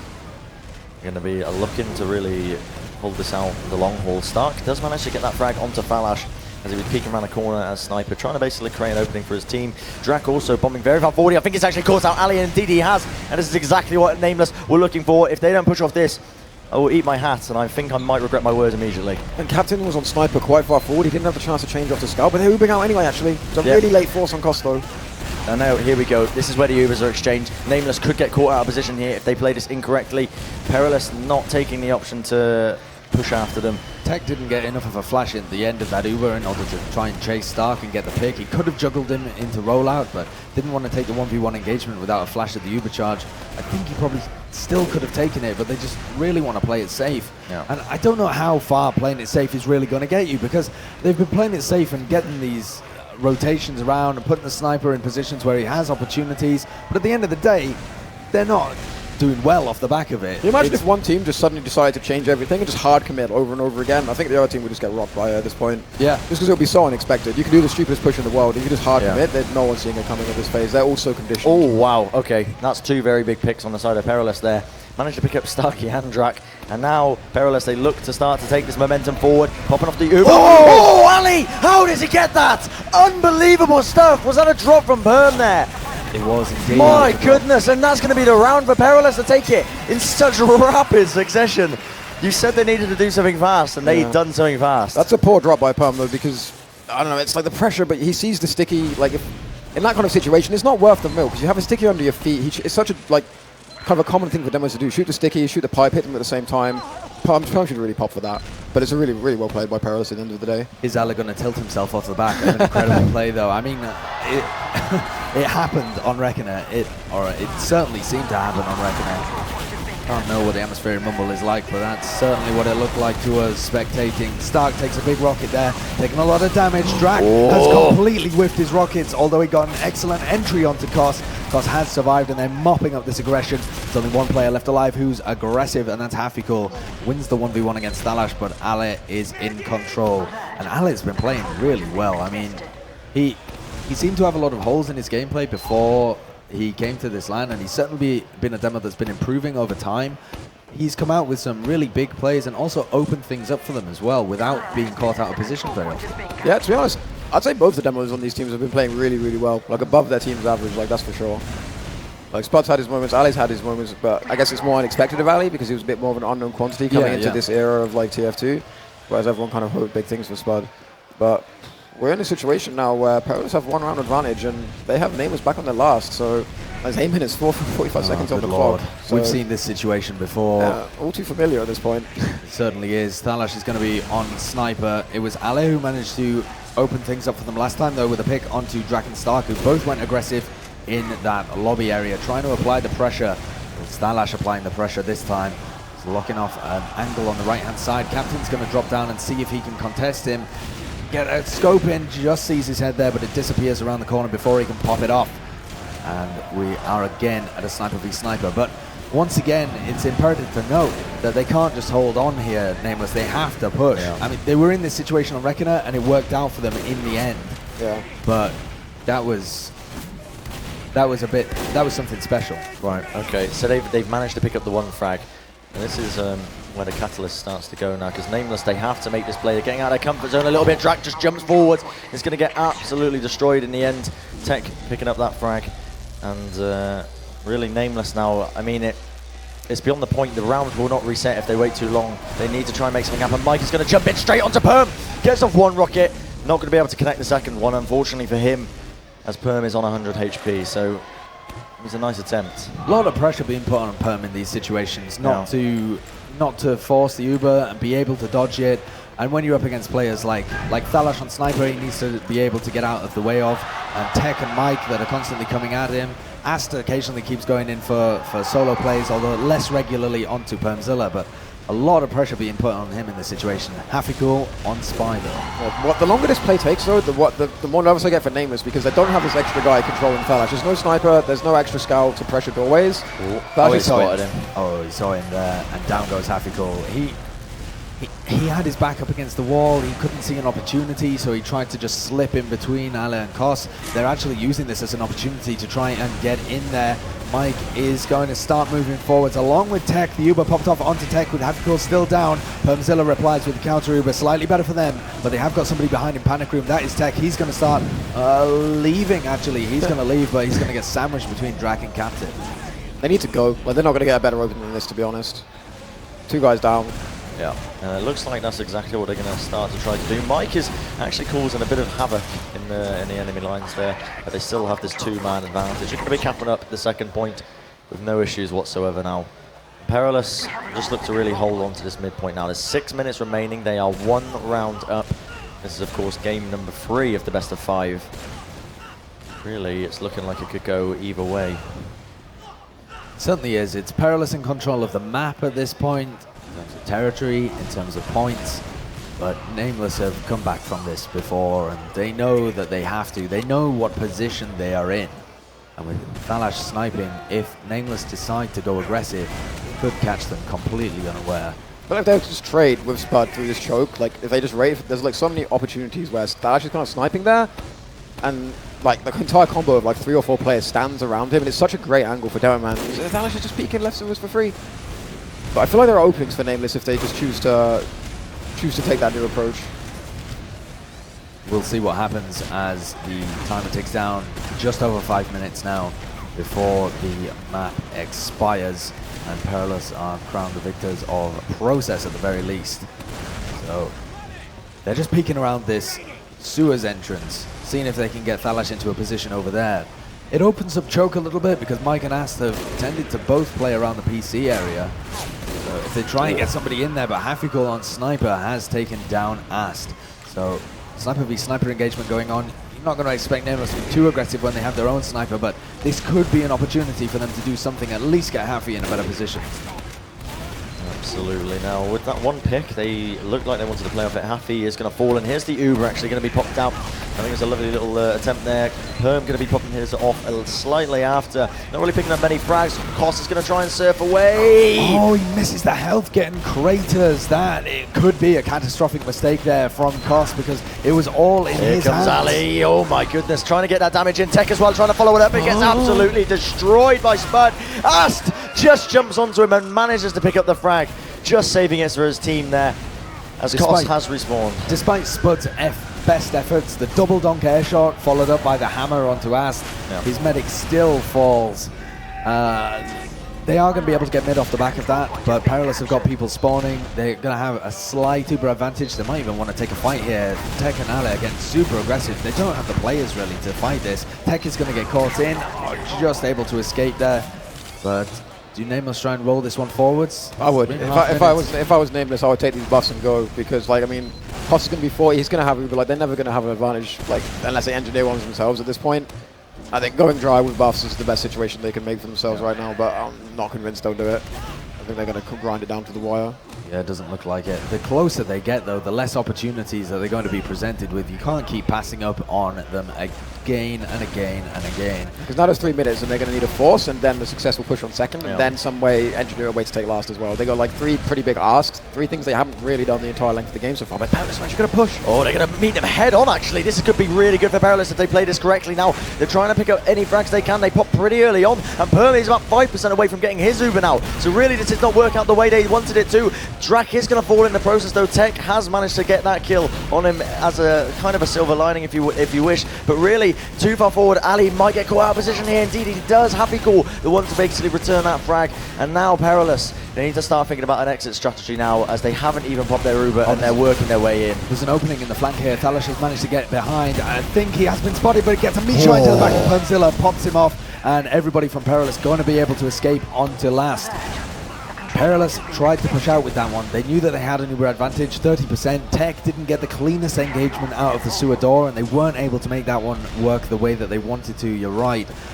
Now with 2 minutes left, they've set nameLess up in a position where they can push last, but against, I mean, it's going to be equal Ubers by the time they get in a position to push last. I assume that Perilous aren't going to push out here, even with this 50% add. It would be mental. Not. It would be crazy. Like, there's so many things that could go wrong now. Thalash is building a gun. They're not going anywhere, man. We're here till the end of the map, one way or another. Absolutely. Now 2 minutes remain. Stark trying to basically peek that. Drak also looking like he wants to potentially go for a play in that shutter area, trying to jump around. Might just escape with his life. He's on 50 HP. Indeed, he does. He's going to pick up the pack. He's looking for more. But they should really take note of this. They know there's a heavy and they know there's a gun now, so they know there's no sniper on Thalash. And they it's a really common fact. Ast is the heavy for this team. So if you see a gun as well as a heavy, you know Thalash is not going to be sniping. He doesn't have the option to just change without completely getting rid of the level 3. So they should be working their way in on the far left or far right for nameLess perspective. The sniper is really the only thing that stops that being an effective play to make in times like this. Doesn't look like that's what they're planning though as well. They look like they're just taking space in lobby to Uber out of one of these middle entrances, but if they manage to get their way in through the right-hand side from their perspective, they can hold on to the Uber for a long time. They're actually just going to commit through rollout here. Stark leading it forwards along with Spud, and they haven't had to pop quite yet. Still being able to move forwards. Haven't taken much damage apart from Spud, who's incredibly weak. and they're just backing out. They've left Stark alone. No, Permzilla now comes back in, and this is going to be the Uber trade. It is popped off onto Stark. The sentry gun goes down here, and Thalash able to switch off. Both of their scouts now back on the field for Perilous, and Koss still has his Uber. Is popped off now in the dying seconds of this map. There's 39 seconds remaining, and Captain down, Drac on 110 HP after taking the health kit. Perilous on the back foot here, and they've got to be expecting the repush. It's got to come in. Oh, Happy falls as well. Absolutely. Zero scouts. Yeah. Thalash now trying to do his darndest to try and keep them out of this rollout area. Really nameless. They've got no choice now. 20 seconds remaining. They have to try and make some push. They can't even wait for Havical to come up, actually. They're just opting to dry push us now through this right-hand side. But Perilous are about to meet them head on. And look at all the spam that nameless are taking. Drac also trying to make his way in, but Aston Heavy is doing so much work to deny them. Mike picks up Spud. Ali with a counter frag. Stark finally manages to get a frag, but it's not going to happen. nameLess in the end could not manage to take it away from Perilous, and that is going to mean game number 3 going to Perilous 1-0. And that's the issue with the slow playstyle. If you don't take those opportunities, once it gets to the end of the game, you can't guarantee the same opportunities are going to be there. And it comes back to bite them there. They're 1-0 down, and they don't take the opportunities that they have to. They still play the slow and controlling style, kind of as if they're in the lead, still feeling each other out, and they're able to hold on to that 1-0 lead. But it looked super shaky for both teams, actually, in a lot of situations. Yeah, there were some big blunders in this game. I mean, the only thing that separated these two teams was this. Permzilla's drop happened on his own last. Koss's drop happened on... both the drops effectively happened while it was on nameLess's last. But that's the separating factor, basically. It's just this one drop from Perm. Other than that, I don't know. It's kind of weird because neither team really did anything very good. No. Like, the entire map, Stamina's running low. These guys have been at it for a long time at this point, but it has to be said, no one really did any good TF2 this game, it feels like to me. No, they felt like they didn't want to engage in any situations, but then the situations they did grasp hold of and went for, they weren't kind of the dry pushes after Uber exchanges where it felt like they could just flood in and really try and turn up the pace. It was like they went for really strange engagements that, I don't know, just something ticked inside their heads, and they were like, yeah, we might as well just push now. Might as well try and switch at the pace, but there has to be the correct circumstances for that to have its fullest effect. Yeah, and even right at the end, nameLess take second, the 4th second, however you want to call it, they take Perilous a second when there's 2.5 minutes left. They don't do anything in that time. They just wait, there's 1 minute left, and then they push. So any mistake they make, they don't have time to make up for. Captain dies during the exchange. So then they're fighting a 5v6. Haffy then another death trickles out. Haffy dies. So they can never actually take a 6v6 fight once the Ubers are out of the way with. If they just get those Ubers out of the way with 2 minutes left, if someone dies during it, they can get a respawn wave and just have a dry push. But they never get to that point. They delay too long. Or they can set something up like the off-class heavy to try and repush with that. There was the potential for that to work in previous maps, although they never got around to actually implementing it properly. But they really haven't tried a lot of variety here, either of these two teams. Thank God for Viaduct, man. Yeah, that's all I can say. We're going to see something different now. Pace, we've still actually seen the same thing for 3 halves in a row. Getting a little bit tiresome. Not that it's not a great game, but I think it's going to be a real nice change of pace. It definitely is. I mean, you can't play slowly on a product. It's super. I mean, it would just be stupid. The clock is ticking against you at all times. You have to make those plays happen, and this is going to force both of these teams to really just grasp the bull by the horns and make sure that they go up. Now, if Perilous are able to get control of this map, which they should do by all accounts, given the past occurrences, they played this in the winners bracket final, and Perilous were able to win that one 3-1. And it did look fairly dominant on some of the rounds. There were some close rounds, close engagements, but they were getting the better end of most of the fights. No. And it was still looking a bit shaky for nameLess when they were playing against the lower teams as well on this map. So they're going to really have to dig deep to try and make this one a back level at 2-2. Yeah, I mean, to be fair to nameLess, they did kind of figure some things out as they went on in that game. It was 3-1, but the last 2 rounds were a lot closer. One of them the nameLess won, one of them the nameLess lost. They were a lot closer, so you really have to hope that nameLess actually figured something out, and not only figured it out, but actually remembered it. Because it was actually the same mistake they made previously that they already fixed, but then they just slipped back into this old habit of just gifting way too much ground on the point when they hold it.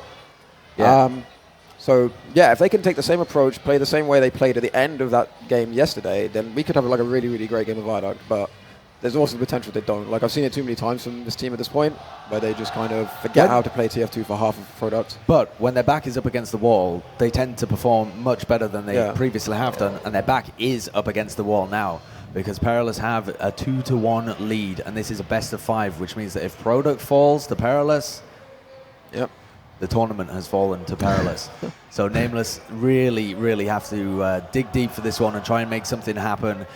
You'd consider it, I would consider it an upset even if nameLess were able to regain their old form and come back with a dominant victory over this map. It could be close or it could go to Perilous, but if nameLess are able to return to their old form and really improve, then it will shock me, because they used to be incredible on this map. I mean, if you think back a few months ago, it used to be really excellent. I remember that. Not because you were on. I remember that time. Yeah, you remember that time. Those were the days, man. It was very difficult to do anything. I feel like quite a bit of it as well seems to be where the scouts are positioned on this map. It used to be impossible to push up against Hafikul and Stark, it felt like.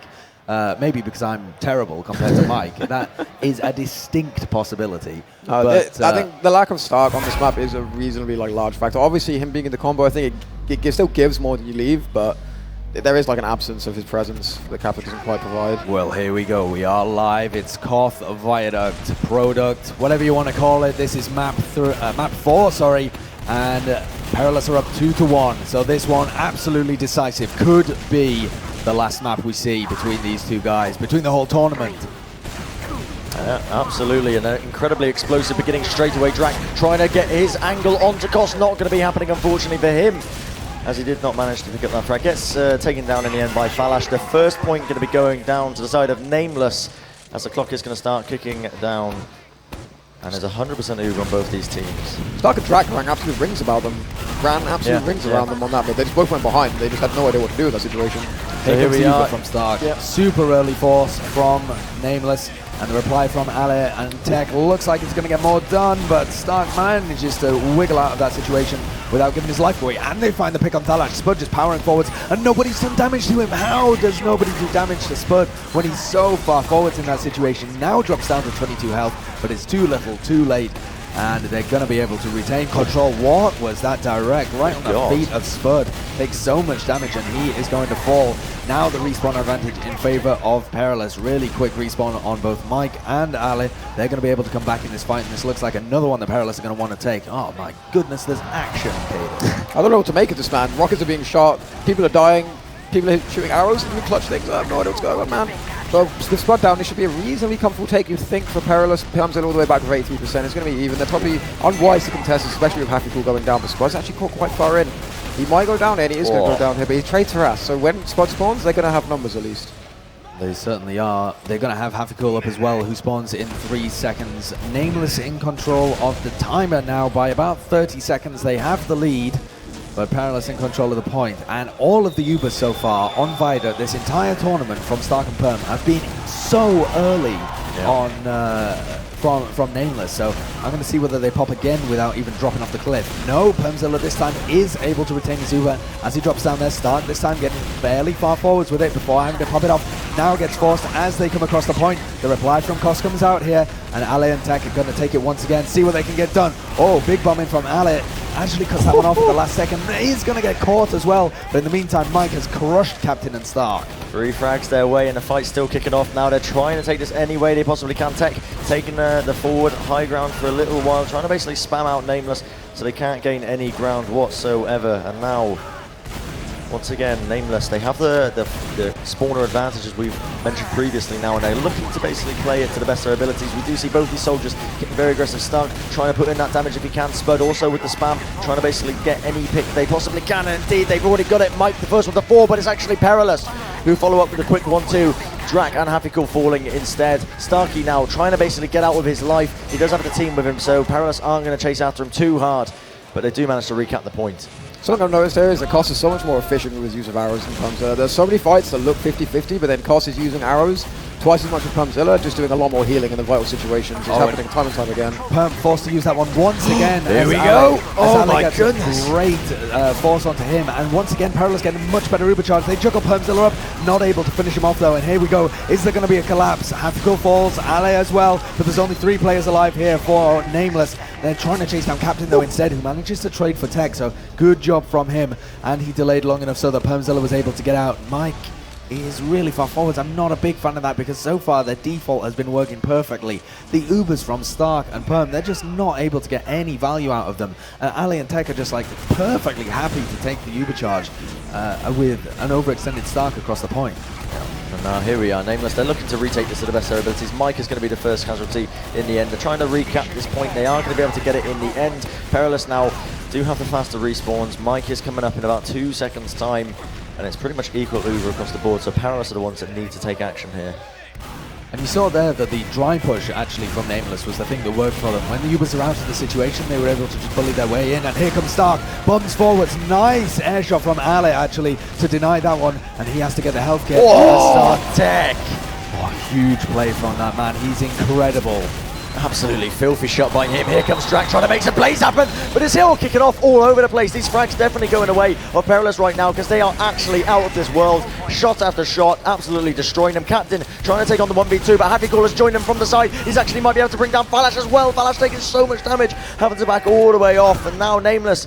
They got that one pick, but is it going to be enough to work off? They're still trying to contest it to the best of their ability, spamming them over, start taking it forward. Drac also jumps into him, but Mikey is the one to bring him down in the end. Here comes the frags being exchanged. Ali picks up Spud, and this is really quite a messy situation to be in. Tech finishes up the frag. They need to get on the point now. nameLess, I think they have not done it whatsoever. It's going to overtime. It's all on Happy Cool, and it's not going to be doable.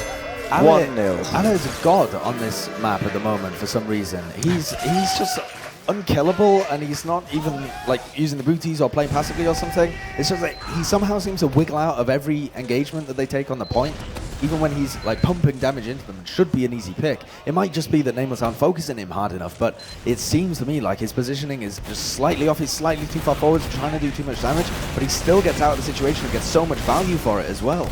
And now here we are. Another round is about to kick off straight away. Drac tries to get the forward aggression, but gets absolutely destroyed by Tech. He's been an absolute high-impact gamer this entire round, the entire map, I should say. Mike did fall in the end to Happy Call there, so that's a 1-for-1 trade. And Perilous are the ones who are slowly trying to basically recap this point. There's a few players weak on their team. Stark tries to jump forward to try and get them off the point so they don't actually get the cap, which has succeeded in the end. Falash might get caught out of position. Indeed, he does. Stark, the one to finish up that frag as well. So all in all, nameLess really coming out the stronger team so far. It looks like they are going to be able to get this as Perilous have backed off and are not going to recontest this anytime soon. It was such a long fight. I really thought Perilous were going to take that almost the entire time. They got the first frag, like Ali and Tech just murdered Drac as he tried to go in early, but ever since then they just couldn't convert it into anything else, and somehow nameLess actually can't with the point. Tech just hitting air shot after air shot. I think this is the one. Ridiculous, yeah. Uber's going to be popped off now by nameLess as they're trying to make something happen. Perilous also popping airs off. It's a much better Uber actually. They've got about 30% more to work off, but they've actually ended up dropping Falash with it instead. So he did go down, unfortunately for them. And here we go. This attempt that's coming on the back lines. Basically, Mike trying to basically cause some havoc, trying to create some damage for Perilous to back off from, and they indeed are going to have to back off from that. They've got too many players. They certainly are. They weren't able to get control of the point there either. So nameLess doing well on this round, able to tick off a full minute on the clock, even if Perilous pushed immediately. The Perilous have gone for Falash on Sniper. It's really crucial how nameLess approach the situation, because this has been one of their biggest problems, is gifting way too much space and respect to teams that use snipers when pushing the point. And it's the mistake they make for so long, but they're not making it this time. They're just instantly taking the fight, not giving Falash time to shoot, and just overwhelming them with the fact they only have one scout on the field. So that's like, it's a crucial fix they've had to make to their gameplay on this map. And the fact they're doing it right off the bat and they instantly recognize it, it kind of bodes well for them in this round. Well, this round still going very well for them. Perilous haven't taken control of the point once so far, and Pumpzilla has his Uber up.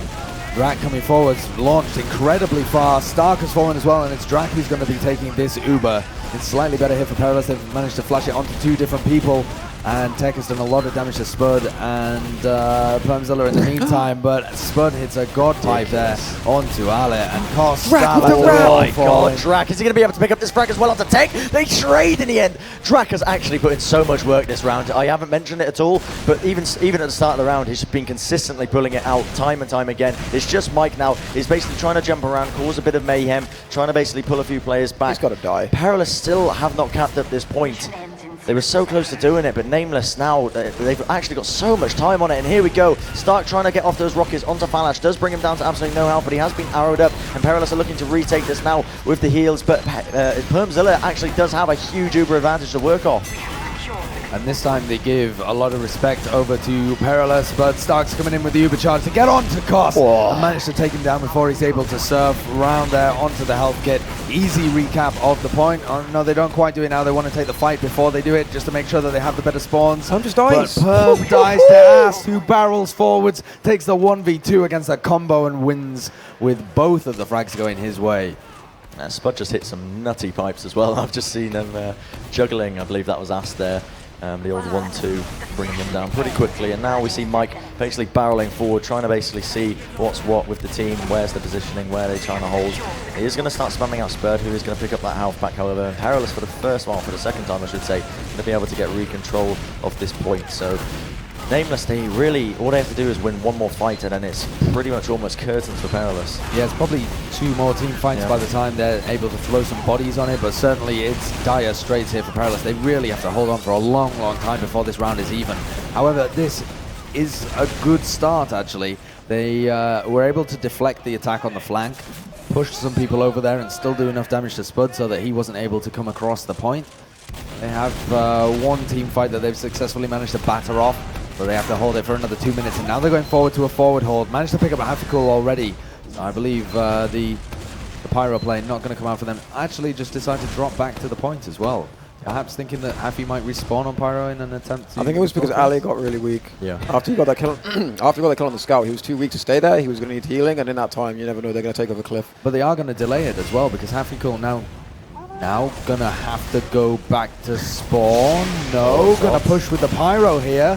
This one's incredibly interesting. Don't often see this, but Hafi's out, and he wants to go forward on Pyro. Gonna get mashed by the scout, surely, you would think, but he's taken a lot of damage, manages to pick up that health pack, and the Uber's traded as well. Yeah, and here we are. The fight's still kicking off right now. Perilous have a slightly better Uber to work off. The question is, are they in a position to really capitalize off it? Hafi on Pyro is doing a lot of denial. He's basically just running them down with the flames, and they can't do anything. Drac also going to be able to pick up Koss there, so that's no heals for Perilous whatsoever. Tech did manage to pick up the follow-up frag onto Drac, but really, they've already capped at the point. 20 seconds remaining. Hafi call on Pyro is going to probably work wonders, I think, to deny them. Oh, Hafi! Good God, man! There's Tech firing rocket after rocket at the Pyro in an attempt to spam. It's just like the habit of spamming on this map is so powerful, and Hafikul's going to stick with this Pyro because it's been working for them so well. They're forced to get on the point. They have recapped it, but now they have to hold it for a full minute and win the overtime situation. So still incredibly difficult here. They did lose the team fight and were able to recover, but Perilous have to deal with this. And have to go back onto Scout now, so no shenanigans from him as it gets to crunch time. Full advantage. They just need to cap this. You just push them away, cap and get on the point, and no one overextend. Like, if Stark dies here, it's going to be bad, but really they seem to get ready to collapse on them when the repush comes from Perilous. This is crucial. They really need to get on the point, and they just did not do that one bit. Really quickly, I just want to say, this Pyro thing, I never knew if I was joking or not, but I said to Happy yesterday, I think you should stay Pyro when you try to break the forward hold with it, and just try pushing with a Pyro. To this day, I'm not sure if I was joking when I told them that, but they did it. It was like a kind of a half-baked idea that you threw out there. Yeah, and he's just completely gone for it, and it worked. It completely worked. Yeah, it really did. I mean, it was kind of Perilous unable to adapt to it as well. They didn't know what to do when they were faced with it. Well, here we are, another fight that's about to kick off. It's all 1-all currently where the stand is right now. Drac gets completely denied as well. I think there was an air shot that came out on him there, getting absolutely destroyed. Tech also going to be falling to a pipe from Spud there, so it's a 1-for-1 trade right now. Stark trying to basically back out with his life, is going to get healed. Everyone is actually quite weak on the side of pretty much both sides. Falash escaping with 1 HP, just waiting for that health back. The point is unlocked, and Perilous are starting to get a little bit of cap time on it, trying to work their way forward. Stark basically trying to spam from above here. And I think Perilous are going to be the first ones to take this unless nameLess really start to get aggressive. Yeah, the issue there as well, though, is that they have capped the point, but that gives them the worst spawns for this fight. And if nameLess look to fight it straight away, and they've got the better end of it. But once again, super early pop here. Koss pops it back off, and he's just going to leave it all on tech. Gives a little flash to Mike, and they're able to take control of the point again. And it looks like, once again, the Uber is just kind of useless. They're just getting out of the situation for the repush much later. Something I've noticed is Koss is very, very easy to force. Like, he really doesn't milk very hard. So I think Stark's idea there is kind of like you say, just play a safe Uber, get in, force them, and then you can do something without the Ubers being in the way. Because it's a pretty much guaranteed force. He really doesn't have to do a lot of damage. But Starks is so deep now, it almost finds Koss, but thinks better of it and just gets out. Drak is actually putting in so much work, it's unbelievable. Constantly getting behind enemy lines, just picking off players left, right, center for his team, putting in the damage as well and following up on the damage. And here we go, already nameLess looking to basically give the old wrap around, if you like. Drak, I should say, did jump around, trying to basically get some information for his team. They've completely collapsed on Mike, who's the first casualty. Uber going to be popped out now by both these teams. Perilous with a slightly better Uber. They're going to see if they can make some magic happen. Spud taking a few rockets here, but his whole team's there to back him up. Perilous have recapped. Again, in that situation, though, did Koss really need to use that Uber? There was nobody weak on his side. He just saw the Uber coming out of perm and decided to reply with it, but if he holds on to it there, I don't think they lose anybody. They're still able to cap the point. And just the threat of the Uber advantage holds on to that for a long time. This is now a super messy fight. Mike in, going to be able to take down the pocket of Stark. Jumps behind as well. Should be able to take down someone else. Oh, gets Drak on that one. What the hell? The man is a monster, Bren. He is the actual monster. I'm telling you now, he's the actual monster. Just look inside you in the eyes and say that. But Perilous still in control at this point. It's still 1-1. They're trying to forward hold now. It's actually Starkey who's fat in the air, and he's actually going to be falling as well to Valash. Going to be bringing him down pretty quickly. And now Perilous, they're backing off a little bit here. They do have the Uber to hold on to defend this with, but really nameLess, it's all on them to push here. They're a minute in the lead in this situation, and once again, Ubers are going to be even. Are we going to see Stark just trade them and then just try and dry push after the Ubers are completely settled down? We'll see as he makes his way forwards again. Same thing, exact same recipe here. But Koss is going to pop almost instantly, just chooses not to take any damage, and instead they're going to go back and try and pick the frag onto Stark. This sets them up fairly well, though. Previously, Stark has been able to get out unharmed, but now they've taken him down along with Captain. Should be able to retain control of the point, but Thalash goes down, and there's been a lot of damage exchanged. They do have the spawn advantage, but the player's going down half. He's so weak. Nice what a fight fight from Ale. And that's going to secure the team fight, but they're still so far forwards. They might get caught by the spawners here. Captain Absolutely. back in the fight. Goodness gracious me. As did manage to pick up Spud there on about 3 health, I think it was. Perilous have dropped so many players, however, 30 seconds on their cap now. They could just back off, wait for the fast respawners, which they've just gotten, as nameLess have taken control of the point. They are going to have roughly Uber at the same time as well, so they could take a straight-up exchange if they wanted to. But really, the ball is in nameLess's court right now. Something I noticed, a really big adaptation that nameLess have made. Pumzilla's not playing on Cliff almost ever now. He used to pretty much nearly always be on Cliff when they had the point. Uber without Uber didn't really matter. But he's completely abandoned that playstyle, and they're just always playing slightly further forward now and contesting earlier. Well, nameLess has gone a bit aggressive there behind the enemy lines. They basically trying to jump onto that concrete area, but Stark, they haven't even spotted him. He gets off one rocket onto Koss, not going to be able to hit up the second one as Mike is quick on the ball and is going to bring him down pretty quickly. Here we go, Mike also jumping very far forward, basically trying to create some room for his team to work off now. A lot of damage being taken now. Happy falling to absolutely no health. Ali hits a nice little pipe there onto Spud, bringing him straight down. Uber's going to be popped now by both these teams, just faded now as well. So Perilous have actually taken control of the point once again. They've got all their players up. But now there's only 30 seconds as well, so with Ubers out of the situation, I think nameLess are just going to go for this one as well. Captain and Mike taking an engagement, and it's Happy that picks that one up. So Mike is going to fall. Thalash may get caught out on the right-hand side here as well. He's going to back out through tunnel without taking too much damage. Stark, super weak, going to go collect a health kit, and here comes the team fight. They're going to bomb in. Drak gets the frag. Aston Ale down, and this has just opened it up for them. They give control of the point away. They can forward hold, I think. I think they have time to forward hold here. If they can just take control of this cliff. There's already Tech and Thalash around. They've got the pick on the Thalash, but Spud's nowhere near Cliff. Yeah, I think they thought better of it. I think they definitely were considering it though, but these players from Perilous came out. But I mean, they get a frag on Thalash, that's an extra 10 seconds burned off the clock, so it's better than nothing. Certainly is, but this really is one more team fight here for Perilous, and they've been able to secure the round. And they managed to take down Stark. Pumzilla drops him. This is not looking good here. Permzilla juggled up in the air, and we'll see how this after Uber situation plays out. Happy taking a ton of damage. Drac falls in the back lines, trying to flank on that right, and Ast falls as well. Thalash coming forwards. The meat shot after meat shot gets the better end, but does fall. This is going to be the second round to Perilous, and they are 1 round away from taking the TF2 tournament here at Dreamhack Summer and being our champions. Goodness me. But backs against the wall, kaidus, for nameLess. Yeah, but I mean, they're playing a lot better this map than they played the other day. They've fixed so many mistakes, but yeah, just really little individual errors that round cost them. Permzilla with several drops of play, not Ubers, but drops of players. Really, really costly. It's going to prove, I think. And we are going to see another fight kicking off straight away. This is incredibly crucial that nameLess do not make any mistakes here. Drac jumping very far forward, going to be trying to get that damage off onto Perilous. Stark also behind enemy lines. He's actually managed to pick up a frag onto Ast. He's going to pick up the pack, but Tech is quick on the ball, going to be bringing him straight down to earth. And now, here we are. We see Captain actually hitting up a lovely little shot there onto Mike, bringing him straight down. 3 frags already for the nameLess guys. They are really trying to bully them off this point. The Perilous are not keen on giving it up whatsoever. They do not have the players. Drac also eating a lot of damage here, but it looks like they are slowly but surely going to be able to walk over the point, and now nameLess are looking to retake it. nameLess expended so much health at the beginning of that fight just to get position and to get Stark behind, but it worked out for them in the end because the positional advantage they bought and the fact that Stark was behind and able to trade the frag basically won them the fight, because Permzilla is then able to heal up the rest of his team without the pressure being on, and they pick this one up. They've already ticked off 20 seconds.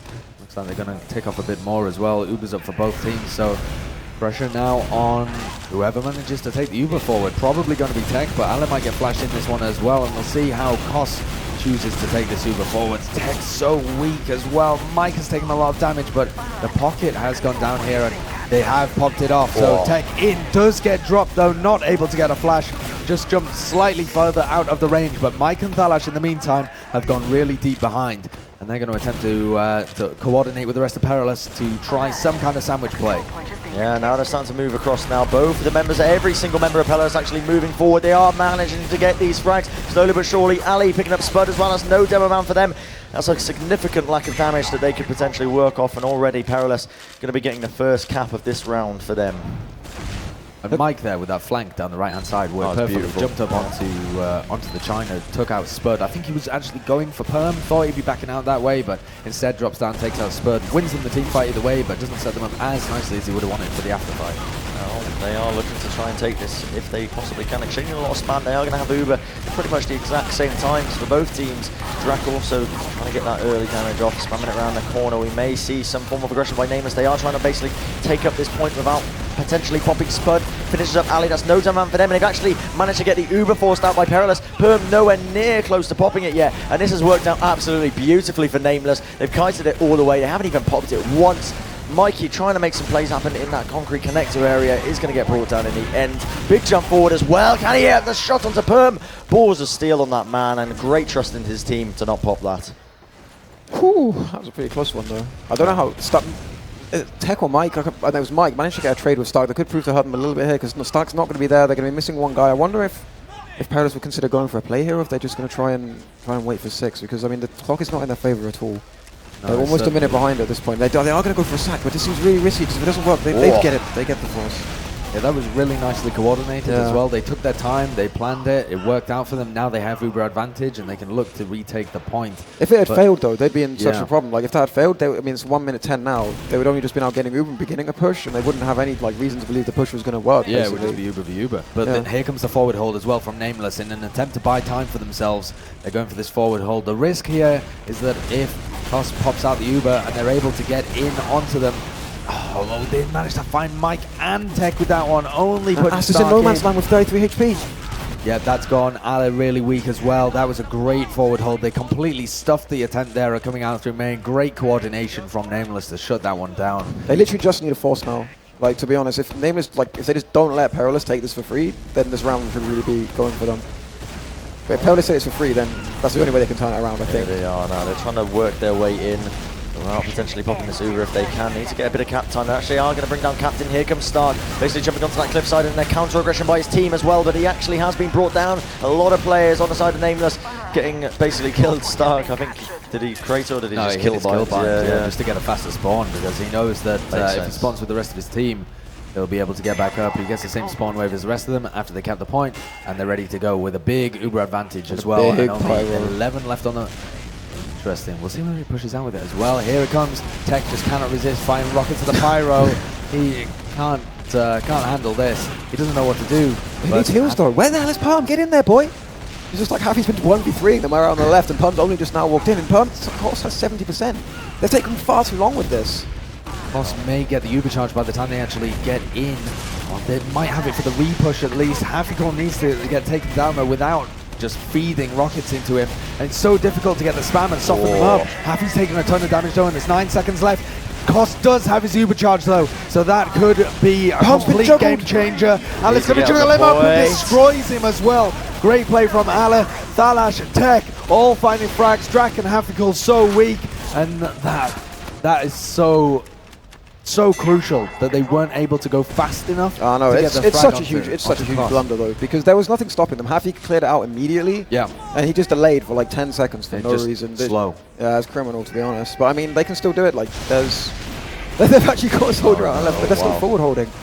Here we are, yeah. nameLess looking to basically push, brute forcing their way through this forward hold. Tech actually going to be paying with his life. That's 10 seconds on that man's respawn now. And nameLess, they've got a bit of breathing room here. Still, all they need to do is recap it, and they have won this round. They're trying to basically get as much damage out as possible. Ast falling to absolutely no help at all. Having to get healed up in the end. Uber going to be popped by Perilous as well. Can they catch Perm? Thalash is trying to chase him down. Yeah, he's trying to chase him down. Thalash, can he take it? He actually does indeed. Brilliant place for that man, under the pressure, working like an absolute pro as he manages to bring down Perm. That was absolutely crucial. That's the only way they save the round. That is literally the only way, because if Permzilla survives that, and he should have survived that, he really should have survived that. Then they've got it. They've got the round, and they make that one 2-1. But this is match point here, and this is Perilous's to lose at this point. They're ticking down the time. They should be able to get this as long as they can buy enough time to get the Uber. Maybe. Look at how fast it's capping.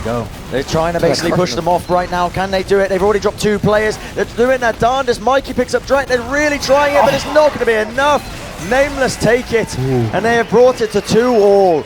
Oh boy. This is having palpitations. I'm not even a commentator at this point. I'm just like observing with my fingers, my nails between my teeth, man. I don't even know what to say. That was so close. And they were such close to a throw as well for nameLess. Like they had that in complete control, and then just almost slipped away from them. But here we are, match point. Well, map point. Potential match point. If it goes the way of Perilous. Otherwise, if it goes the way of nameLess, we will be going to the 5th map as well, which is Granary. But for now, Drak has fallen. Star going really aggressive as well, taking the 1v1 against Tech. But Captain's come to help him out, as does Thalash. And now Captain's just still in the back line, should get taken down, and he does. But the 3 players from nameLess have got nice pipe by Spud. Happy with the finisher as well. My God, yeah. Brilliant damage coming out. nameLess now, they're trying to back out if they possibly can. A lot of spam coming out by Ali, just trying to bring them down. A little bit, bits and pieces at a time. They are looking to recap this, but Drak is now working his way through this flank area, and nameLess look like they want to recontest this now. They've definitely got the superior spawns for it, so we will see how they make do with this. Hafikul taking so much damage, might have to back all the way off. Stark also jumping forward, trying to basically force them out if they can. Uber's going to be popped now by both these teams.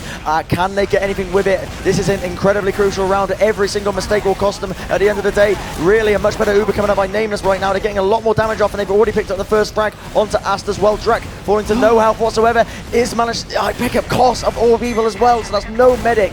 And Perm, is he going to be able to stay alive with this onslaught of Perilous players assaulting him?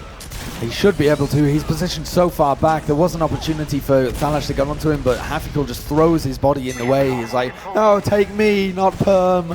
And he does indeed. He does take Hafikul, takes him out of the fight. Mike is going to fall to chip damage from soldiers Captain. On the map. This could be a free take for them. There's no soldiers to force, no sniper, no nothing. It's just everything they see is in front of them.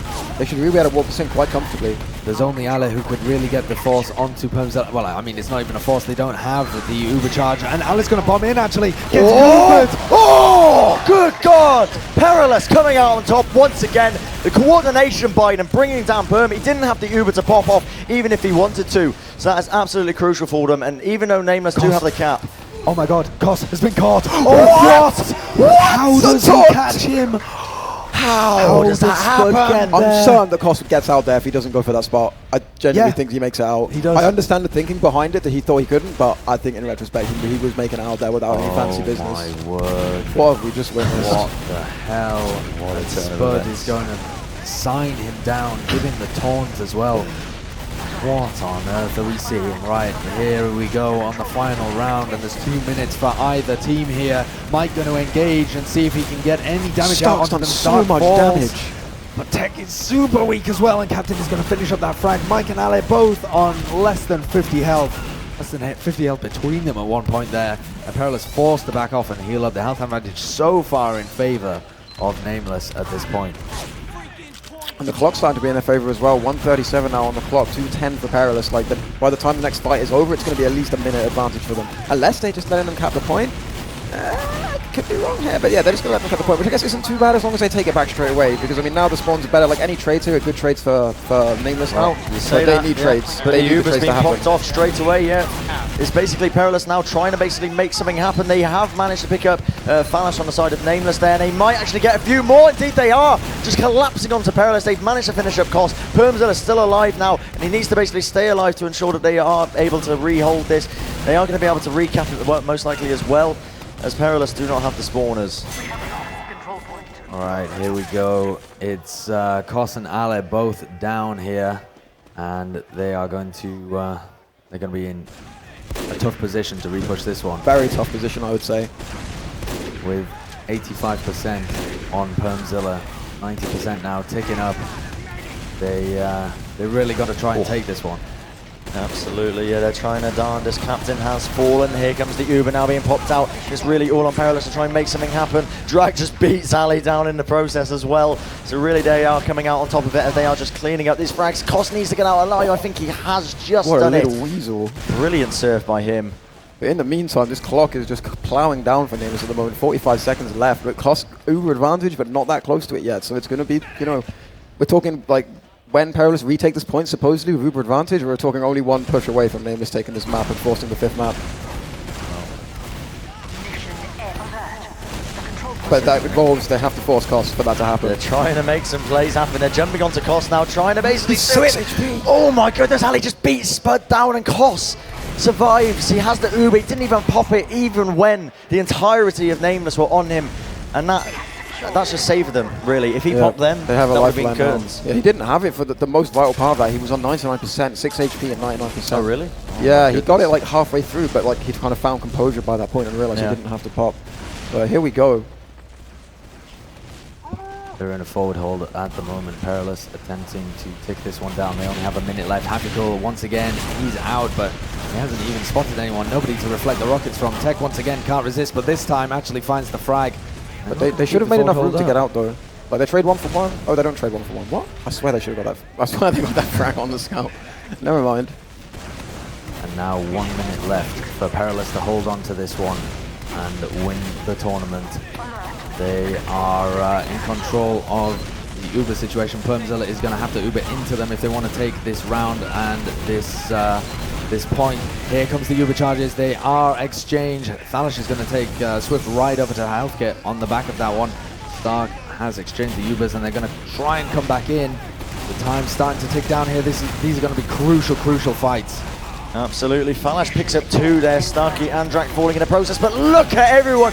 They just get absolutely destroyed by Spud in the process. And that is going to be it. They cap it up. That's it. 5 seconds remaining. Nothing they can do, boys. I mean, nothing they can do, boys. But that's nameLess that are going to be the winners of the 4th map. And we're actually going to go to a 5th map. Can't believe what we're seeing. I can't believe what I'm seeing. Stuff. Honestly, unbelievable stuff. That's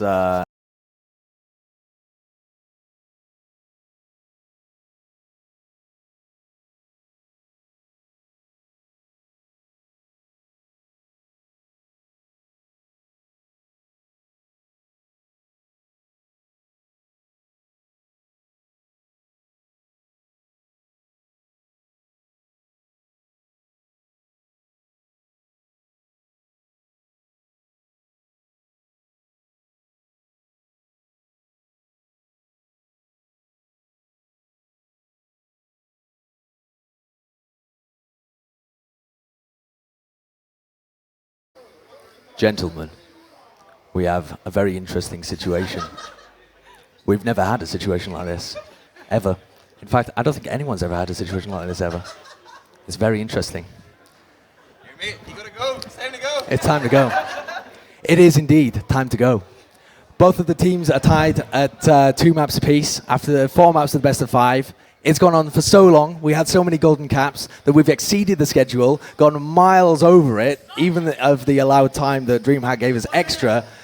And we have 1 minute to leave the venue before we literally are all killed by the Dreamhack security. And so the teams have 2 options. They can either play it online at a later date, or they can call a draw and split the prize money. Or a heavy fist fight, but they decided not to do that one. Much to Twitch chat's dismay, I'm sure. But unfortunately, one of the problems of not actually being in the official rotation of DreamHack or something like that is that we're bound by the exhibition hall's time rules. So unfortunately, we are going to have to end the stream there. This is not a troll, I swear to God. But so the teams are going to decide at a later date whether or not to draw and split the prize pool or play it online. We'll keep you updated on that. Check TFTV. This is ridiculous.